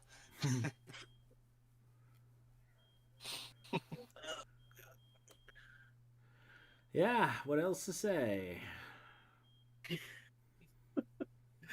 I'm gonna have to do a Sounds chip right in the synopsis for background. that issue. You're not looking forward to it? Then let's move to it. Let's go to this thing we need to do a synopsis for. Let's see, I believe that was 110. What So, your moving on to Fleetway. Yeah. We're gonna do Evil Empire? Yeah, I'll give Salah his Or the Umbra chance just to quickly come up with something. Oh, you still need I to do it now. appreciate Oh, it. you needed some time. We need to waste some Yeah, time for it. It's I had the synopsis written down. Yeah. Oh, yeah, it's for that one issue, not the 4-part. Yeah. We need to waste some Yeah. time. Okay, Melting Man, you say something about what? You say what? Because I'm not doing a synopsis for the comics. I know. I Just waste some time by the 4-part synopsis is something we could do in the meantime, especially since it starts in an earlier issue. So yeah. All right, so we move on to the different do that one. Cog the Mighty and the Unbrushables. Cog the Mighty wasn't claimed, No. so I'll do it. Poor Roger is getting confused at this point. Yeah, Sal's doing the Unbrushables, and he still needs time for that. Yes. He's doing the Unbrushables, I'm doing the Evil Empire and Cog. I'm doing. Oh, Cog you're the doing Mighty. Cog? I mean, no one claimed it, so I thought Roger was doing it. Yeah, I'll do it. I'll do Cog. Okay. So yeah, shall we move to one of those? Which are we gonna do? Yeah. Or are we gonna comment Yeah. on this amazing, creepy-looking cover? Mega Sonic. Yeah, Oh, yeah. mangled up Sonic, yeah. I mean, we could start with Evil Empire. That would give me the most time. Fair enough. Fair enough. Poor Ewan. Well, Ewan, tell us all about the Evil Empire. And then again, it's my fault for always suggesting the long ones, and of course I'm getting, my, what's it called? Comeuppance? Comeuppance. Yeah. Your punishment for being the nasty know. little boss that you are. Just for suggesting some Yes, of how the more dare you, interesting sir. stories. My apologies. Anyway. The Evil Empire. Over at peaceful Emerald Hill Zone, the Mobius Ring appears, and Dr. Robotnik along with 2 spider badniks appear as the evil doctor proclaims that he's back to finish off Sonic once and for all. Meanwhile, over in the Emerald Hill village, in the new Freedom Fighter HQ building, Sonic, Tails and Amy Rose, after some time of tinkering, successfully transferred the Kintobor AI program from the laptop to the new computer network, now having access to sensors set up around the zone. Although he's new to it, he has already detected something and it's very close, only for Robotnik to reveal himself in the HQ building, though somehow managed to squeeze through that rather small trapdoor in the main area. While Tails mentioned the Doctor was captured and taken away by the alien prosecutor, Robotnik explains that he struck a deal with the Draken Empire, and the two are now allies, that gives the Doctor the might and power of the Empire behind him. The 2 badniks effortlessly dispatch Tails and Amy, though before Sonic can take them out, Robotnik reveals he's brought along someone else, looking like a certain Echidna, but reveals to be a new Metallics model based around Knuckles. As Sonic mocks the Doctor for building another Metallics that would most likely turn on him, Robotnik said he learned his mistakes and took the necessary precautions to make sure the Metallic stays loyal to him, but still being as sturdy and strong as the original. During Sonic's attempt to damage Metallics, Robotnik orders it to end this fight, which it proceeds to by grabbing Sonic by the neck and throwing him into the wall, knocking him unconscious and apparently expelling a lot of gas from too much chili dogs. With a press of a button, the Mobius Ring returns as the Doctor along with Metallics carrying the unconscious Sonic proceed through, with Tails waking up just in time to follow before the ring vanishes. Ewan, can I reset the audio for a bit quick? Sorry. Alright, then we're back. Sorry about that. You missed the whole story. Yes, we're done. Okay, let's talk about I've got to redo parts 2 and 4 again. Typical of you, Roger. Just 2 and 4, though. Yeah. Okay. Later at the House of War Palace within the Draken Empire homeworld, the Emperor informs Sonic that he is charged with crimes against the Empire, with the Blue Hedgehog believing Robotnik has lied to them. As he charges towards the Doctor, I'm assuming, the Emperor orders his Sentinel to subdue the Hedgehog with an electric blast. After the shock, Sonic noticed he said Sentinel, stating he's encountered one before, many years ago, in the aquatic ruin zone, where he said it was left behind by his masters thousands of years ago and then just fell to pieces. With that information, the Emperor says that Sonic does admit he was responsible for its destruction, which the Hedgehog responds that it just fell to pieces and was a few thousand years past its sell-by date. Where he then asks what the Sentinel was doing on Mobius in the first place, where the Emperor explains the aquatic ruin zone was their old outpost from thousands of years ago. All the while Tails is watching on in hiding. The Emperor continues that it was a mistake for them to have left Mobius becoming a threat from the information that the Doctor gave them. Despite Sonic saying otherwise, he gets taken away to await his trial in the morning. Later on, Sonic makes multiple attempts to break out of his cell, but the walls are too strong for his spin attacks. But the Doctor then arrives to inform Sonic that his trial won't be a usual one, as the Draken Empire is a trial by combat. As the Doctor leaves, he mentions he knew about the Sentinel that Sonic encountered, as he had plenty of spy cameras dotted all over the place. Just as the door slams shut, Tails from being outside the tall prison tower calls for Sonic, hoping to find a way to help him out, though considering the lack of anything to help break the Hedgehog out, they can't really do anything. Meanwhile, Robotnik, talking with his assistant Grimo, is overjoyed that with the support of the Draken Empire, he'll soon have Mobius under his control again. But first, he wants his revenge against Sonic, where tomorrow Metallics will destroy that Hedgehog once and for all. Da-da-da. Next morning, Sonic enters the Arena of Judgment, where the Emperor tells Sonic how he pleads, which Sonic's response is taken as a not guilty, which delights Robotnik in hearing that. Sonic yells to the Doctor that even if he doesn't live through this, that Mobius is ready for him.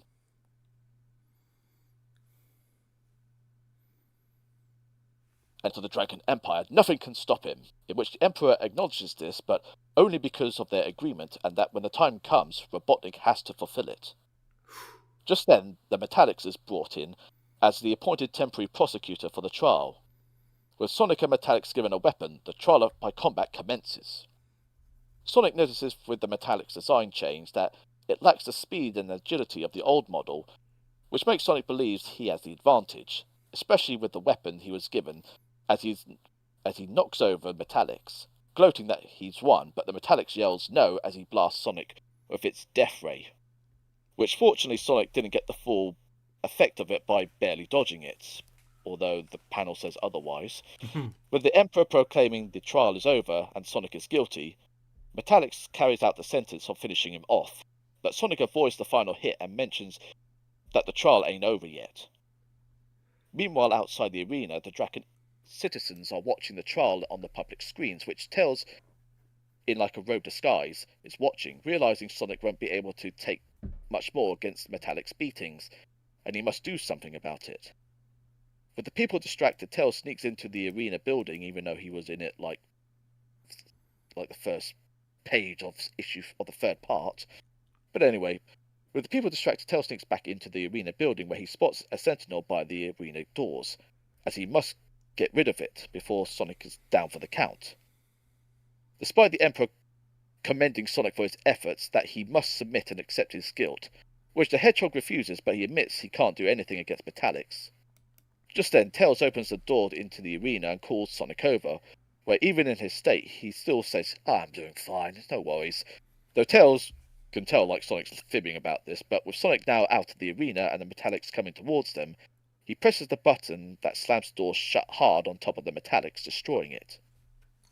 Sonic noticed that Tails managed to take out a sentinel, and just as he mentioned he would have found a way out from destroying metallics without the Fox's help, a prosecutor arrives, which Sonic immediately takes on, despite it saying he doesn't understand. Understand what? With Sonic doing a powerful spin attack through the body, revealing the Draken race are actually an intelligent race of fish from the sea that managed to create themselves robotic bodies to move on dry land. Just then, Robotnik with more prosecutors arrive and orders them to destroy Sonic, but then the Emperor intervenes and orders them to stop as Sonic had won his trial and is cleared of his charges. Robotnik, not being happy by this, demands a retrial, but is put in his place once again by the Emperor. With the Doctor clearly frustrated, the Emperor has his prosecutor activate the Mobius ring to send Sonic and Tails safely back to their home.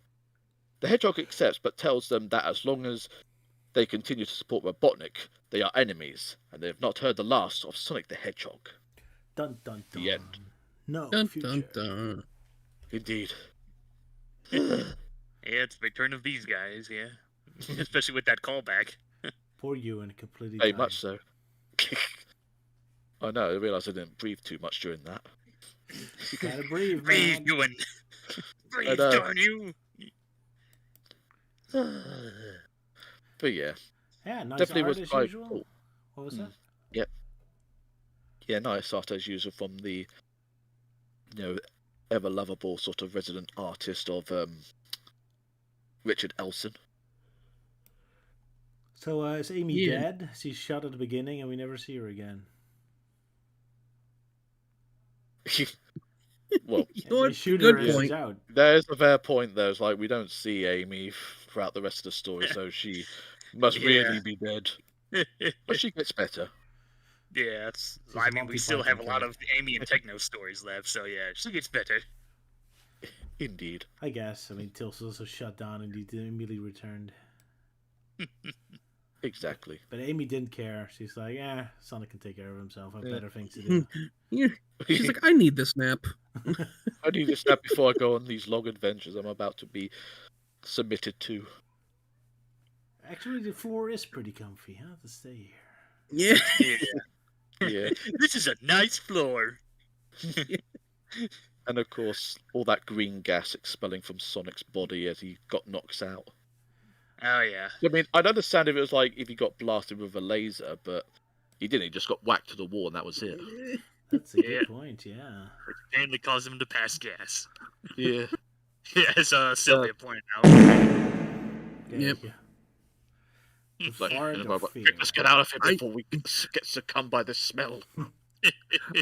I like that when when Robotnik summons the Mobius ring, his mustache is glowing. Yeah, like The whole thing everything's is almost blue, like a but his nightmare. mustache is like orangish Yes. yellow. Yeah. He is super Like- Robotnik. The power of the Mobius rings comes from his mighty tash. Yeah.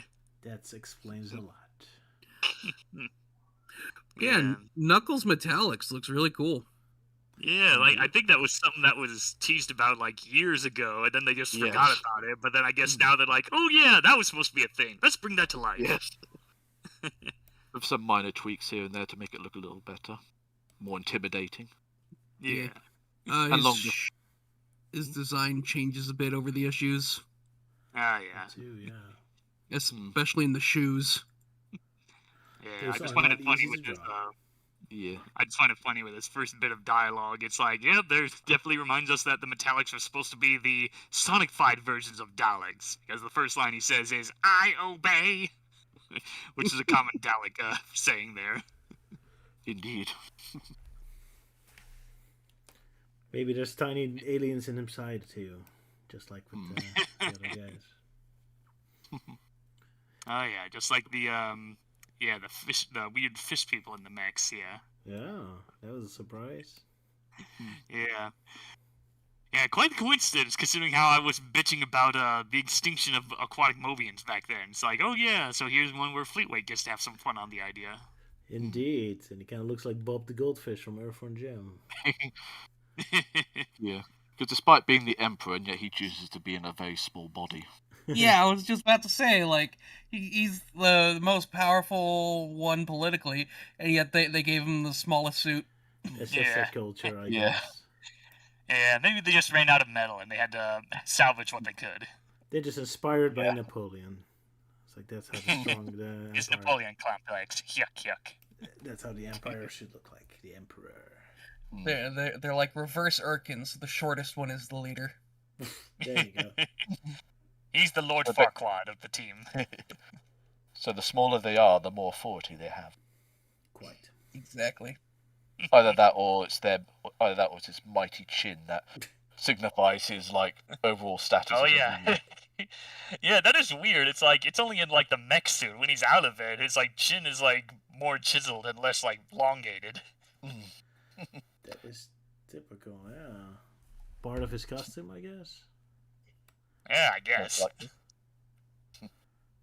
But yeah, I believe Sentinels are just like full-on mechs as opposed to being actual fish in them, like the Prosecutors and Emperor. Yeah. I mean, because the one that Sonic met earlier was like 1,000 years old, and no fish came out of him when he died. No. Yeah. Maybe, unless there was like literally like a skeleton of a fish that died of old age. Ooh, that's sick. Oh, we got to be dark in Fleetway because they enjoy having their dark humor. Yeah. Dark humor, they only have puns. Endless British puns. Endless British puns that are completely unknown to us American audiences. Yeah, it just goes over your heads. Too. You Brits are your culture. Stop having a culture, Ewan. It's not my fault that the British love puns. And yet I still hold you accountable, personally. Poor Ewan gets no respect. But yeah, I always love seeing those sort of moments of where 1 minute Robotnik's like looking viciously angry, and then suddenly he just like pulls the dirtiest face up, or when he's like, Yeah, he just starts coming across like the underground to Robotnik a lot more with his dirty face. He wants to be in control, and yet he isn't. Poor Robotnik. Yeah. I do like that panel though where he demands a retrial. Like that sort of action pose and that scowling like open mouth, like Gah! I demand a retrial. And then he just next panel his face palm like yeah. Yes. Yeah. That's like pure frustration there. It's like Yeah. Yeah, the entire concept. You just couldn't win the race. Nope. If the entire concept of trial by combat wasn't stupid, I'd almost think Robotnik had a point there. That's true. And but yeah, of they course, want like Star Wars metallic style, just having the door crash down on them. Oh yeah, with the Metal Knuckles metallics. Yeah, that was a pretty gruesome looking image with like how the colors they did with that scene. Indeed, yeah. It is. And then with the guard robot that Tails destroyed, almost like blood is coming out of it through how the sparks are drawn. Pretty gruesome if you look at it that way, sure. Yeah, they bleed light blue. Yeah. Indeed. They bleed electricity. Except Sonic, he bleeds with green farts. And Tails bleeds brown. It's by being an orange fox. I like you were making a "Bring Me My Brown Pants" joke. I've never heard of that one before. What? It was in the first Deadpool movie. Well, it's been a while since I've seen the Deadpool movie. It's the joke is like the captain, whenever there's a fight, it said "Bring me my red shirt," so that if he ever gets injured, they won't see him bleed. And there's just a huge fight. He's like, "Bring me my brown pants."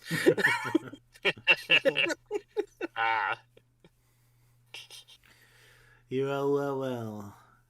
Such mature humor we have today. Yep. Indeed. Thanks to Deadpool, the king. It's all because Elise isn't here. Yeah. Yeah. No, we're like this even when Elise is here. Oh yeah. Too true. Unstoppable. Without Elise to keep us in check, we get a bit more wilder. But yeah, it's typical. They love using the 3D Blast flickies now all the time. Like they show up constantly in this comic, even though it has nothing to do with Sonic 3D Blast, as far as I can tell. But I suppose they just wanted to keep using it as much as possible since it was the most recent game. I guess so. Constant reminders. Buy this game. It's super cool. You get to catch birds. Yeah. Do not And cooperate. the fact the flickies apparently zip back and forth throughout the Draken Empire through the Mobius rings. Oh, that is true, because they are supposed to jump to dimensions and all that. So I guess they implied it's this dimension. That's interesting. Yeah. I didn't think of that. Yeah, they get to see the dimension the flickies are actually from. That explains why they're so annoying. They're from the planet where they do trial by combat. That's why they're such jerks in the game. Well, mainly especially the that red one. Yeah. Oh, now I wish Sonic brought those birds to trial after annoying him so much in 3D Blast. So the birds have to kill each other during the trial.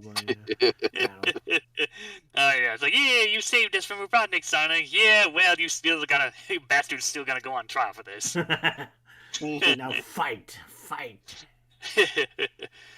to the flicky end. How dark of us. And by the end of it, there'll just be a big pile of dead flickies. Yeah. And then the Drakens will have them for dinner. Yeah. It looks like we're having roast chicken tonight. Yes. And it was known as the Great Feast. The first Thanksgiving. The first Thanksgiving in Sonic's world. No turkeys here. All We the got deaths. And all the deaths of hundreds of flickies. And there we go, back to being dark. Yep, always something with us. Yeah. Right, anything else to say about this wonderfully drawn comic? Or shall we move on to the next one? Cog the Mighty.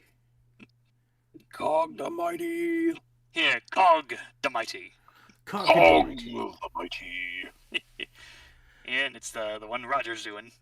I guess so. Alrighty, let's move on. So, in a construction site where the construction people are constructing constructions, suddenly an electric zap goes off because of a bad nick, which suddenly resurrects an old robot.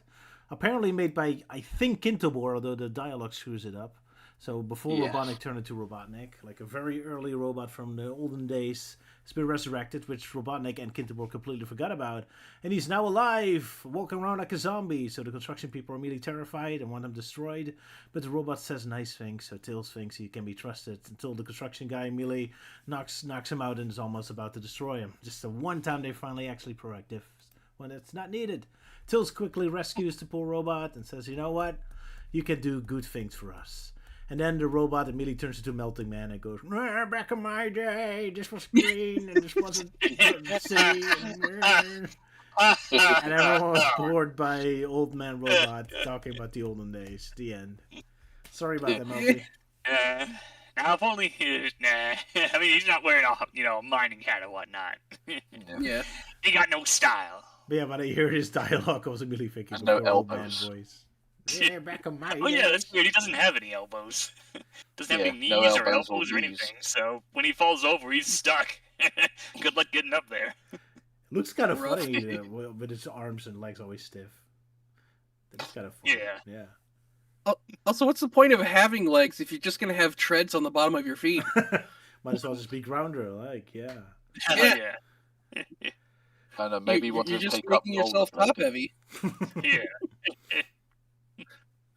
But yeah, as you mentioned before, the some of the dialogue is a bit confusing because the robot first says, "Oh, where's my creator, Dr. Robotnik?" But then after that, they start saying Kintobor. So that's a coup on the writer there. Yeah, Well, like he shouldn't know who Robotnik is. Yeah. So obviously it's either the fault of the writer or the person who does the lettering, because he misread it and thought, oh, he must mean Robotnik. But then when it said like Kintobor, it's like, oh right, okay, and then forgot to actually. Well, correct I'm the too mistake. lazy to fix it. It happens. It's an entire panel before this one. I don't want to go all the way. Yeah. It's as if Roger wrote this comic. Yuck, yuck. My feeling. I especially love that like Tails finds a use for this robot is just telling people history, even though this robot was constructed in Robotnik's lifetime. So, how much history could it possibly know? Oh yeah. Obviously, until it mentioned Pinto Ball. Yeah. Now the question is, which one is a better being a robot? Which one is a better robot teacher, Cog or the one from Sonic X? Oh, the one from Sonic X for sure. Oh yeah. I loved him. He was great. Still tragic he had to die. Yeah. Sonic, this sadistic bastard. He's a good boy. Why'd you have to kill him, Sonic? Yeah. But yeah, Cog's too generic to be fully remembered. Yeah. I get the feeling that Cog is supposed to be like a spoof of some random British children's show or something. Cyberman. Sounding like the design looks Doctor something Who, like maybe? that. A more Doctor Who reference, yeah. Yeah, more Doctor Who, sure. Throwing more Doctor Who, but nah. Yeah, just generic robot who has an Etch-a-Sketch on his chest for some reason. And 3 balls. Yeah, like one's for, horizontal, one's for vertical, and one's just the erase button. There you go. Because you can't pick him up and shake him, so you Yeah. Yeah, he'd be too heavy to shake, yeah. Fair enough. But yeah, the base whole construction site area is obviously where Citadel Robotnik was once upon a time before it blew up. So they're just clearing it out. Indeed. Just thought I'd mention that. Yeah. Right.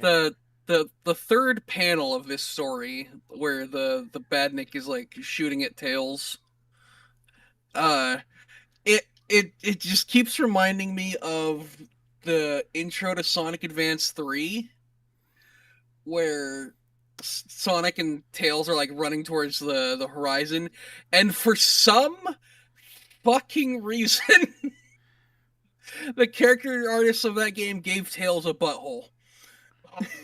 Anus Tails, yeah. The single Once you see it, you'll brown never pixel. unsee it again. You cannot unsee it. It's so annoying. Maybe that's the reason why Sonic Advance 3 has never been re-released. Yeah. They'd have to remove the single They pixel. have to remove the butt. Yeah, the anus.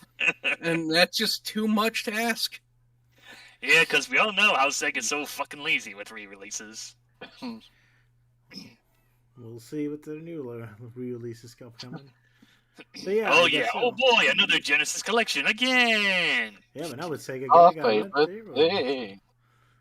Yeah. Yeah, and hey, at least for the third panel, even the writer of this magazine was finally tired of all the British puns. So, shocking what this Badniks can do. As well as before the meta era, there was this comic.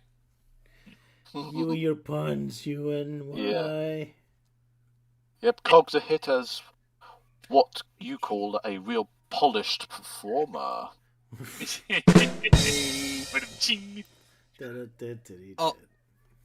Also, I just went to Google and typed in Sonic Advance 3 Tails, and the second autofill suggestion is Pixel. I mean, he is a pixel brain after all. Yuck, yuck. Not a pixel brain, but a pixel butt. Yeah, pixel butt. I guess that makes him a about butthead. Yeah, the shocking truth about Tails is Pixel. Now we're doing the Comedy puns. police. The joke's too funny. Now we need to. Yeah, right now at least would be not amusing hard right now. Yeah. Because we're talking about one pixel on Tails. Yeah. Oh man. Guess I should put it on screen for the people who don't know. There you go. Yeah. Right now, we can't sacrifice the sacred pixel. The entire game is built on it. It's like the game will crash if we Coconut don't Dodge remove it. Exactly. Yeah, Coconut Dodge beg for TF2. or the load-bearing Goku in Guilty Gear Strive.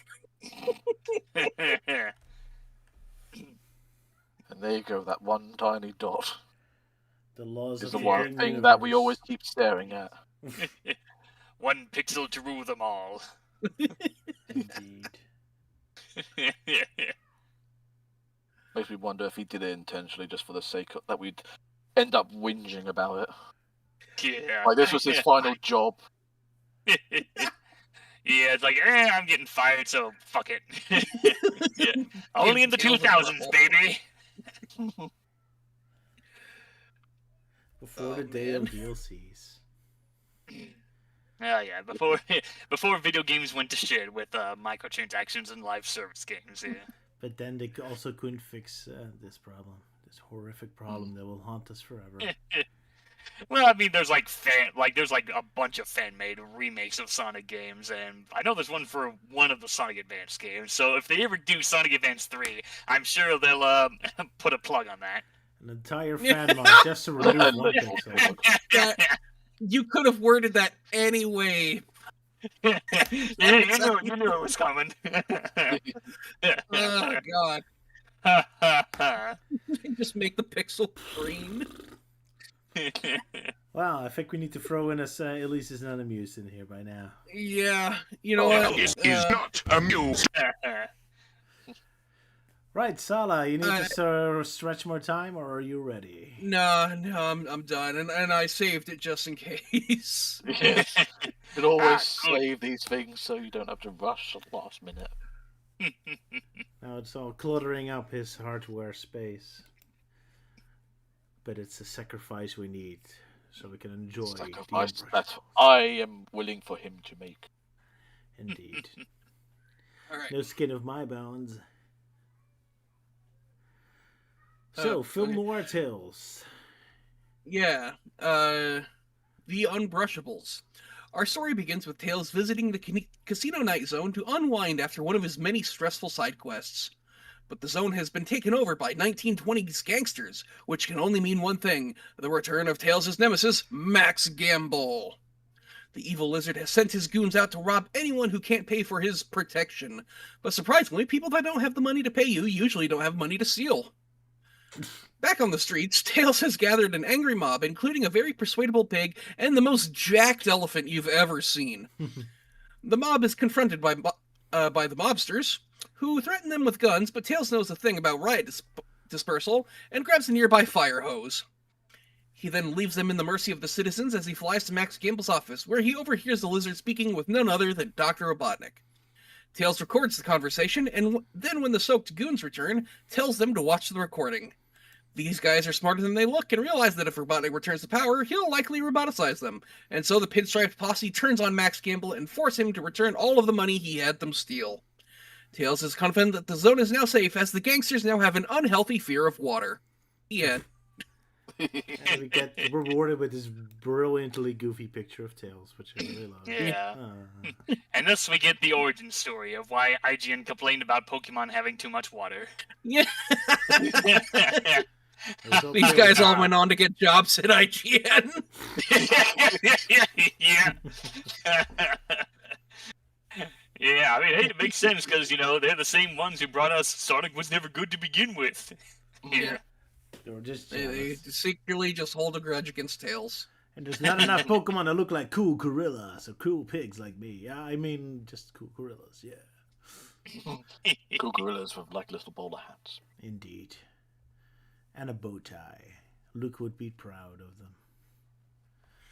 Indeed, he'd hire them as his own personal bodyguards. I also love how goofy Max looks like in the top of the last page. Like, he was like, better not watch that video. Yeah. Yeah, definitely the sort of face anyone would pull when they realise they're about to get exposed. Like, please don't. Kermit the Frog with teeth. Hi-ho. Yeah. Hi-ho, Max Gamble here.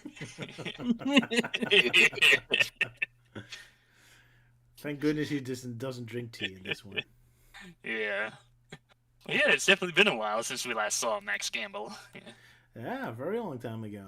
So, and here he's back. Yeah. Love to Fleetway receive. remembers their old characters. Yeah. Yeah, because it's not very often that Fleetway Sonic has reoccurring characters. Because like 90% of the Fleetway exclusive stuff are just one and done characters, Yeah. and half of them are just parodies.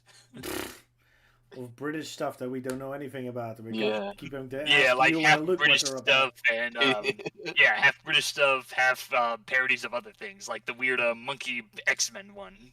Oh yeah, right. Or you know, the Spider-Man, Insect Guy one. With that panel we love so much.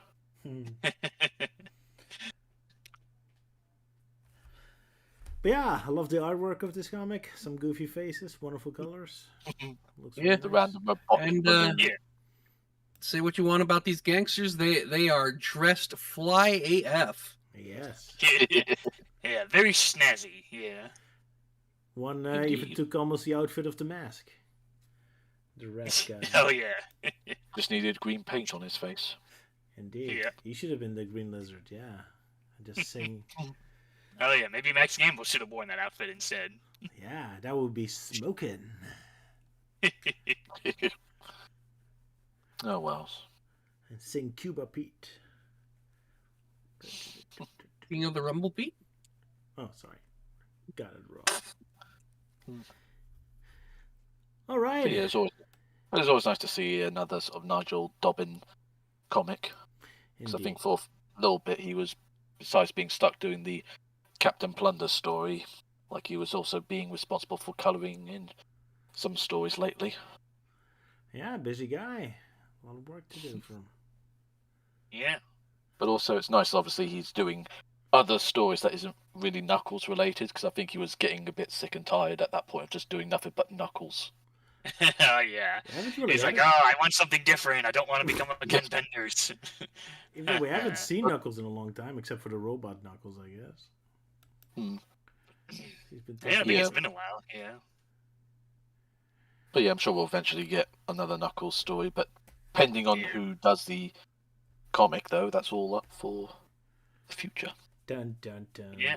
Alrighty. And of course, it's still going to be a while until we get to that part in Fleetway Sonic where it's just one new story per issue.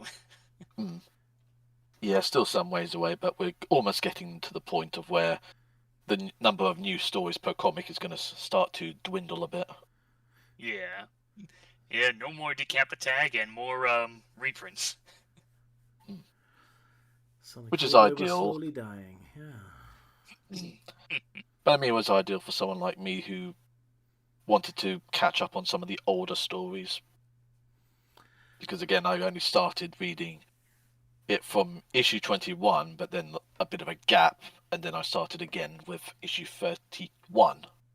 So 10 issues later, and of course I'm then started collecting the whole thing. So having those reprints to reprint the old stories is definitely ideal for me to catch up, because again, this was all before the internet. And stuff like, Grab-A-Zone would be there to save the day.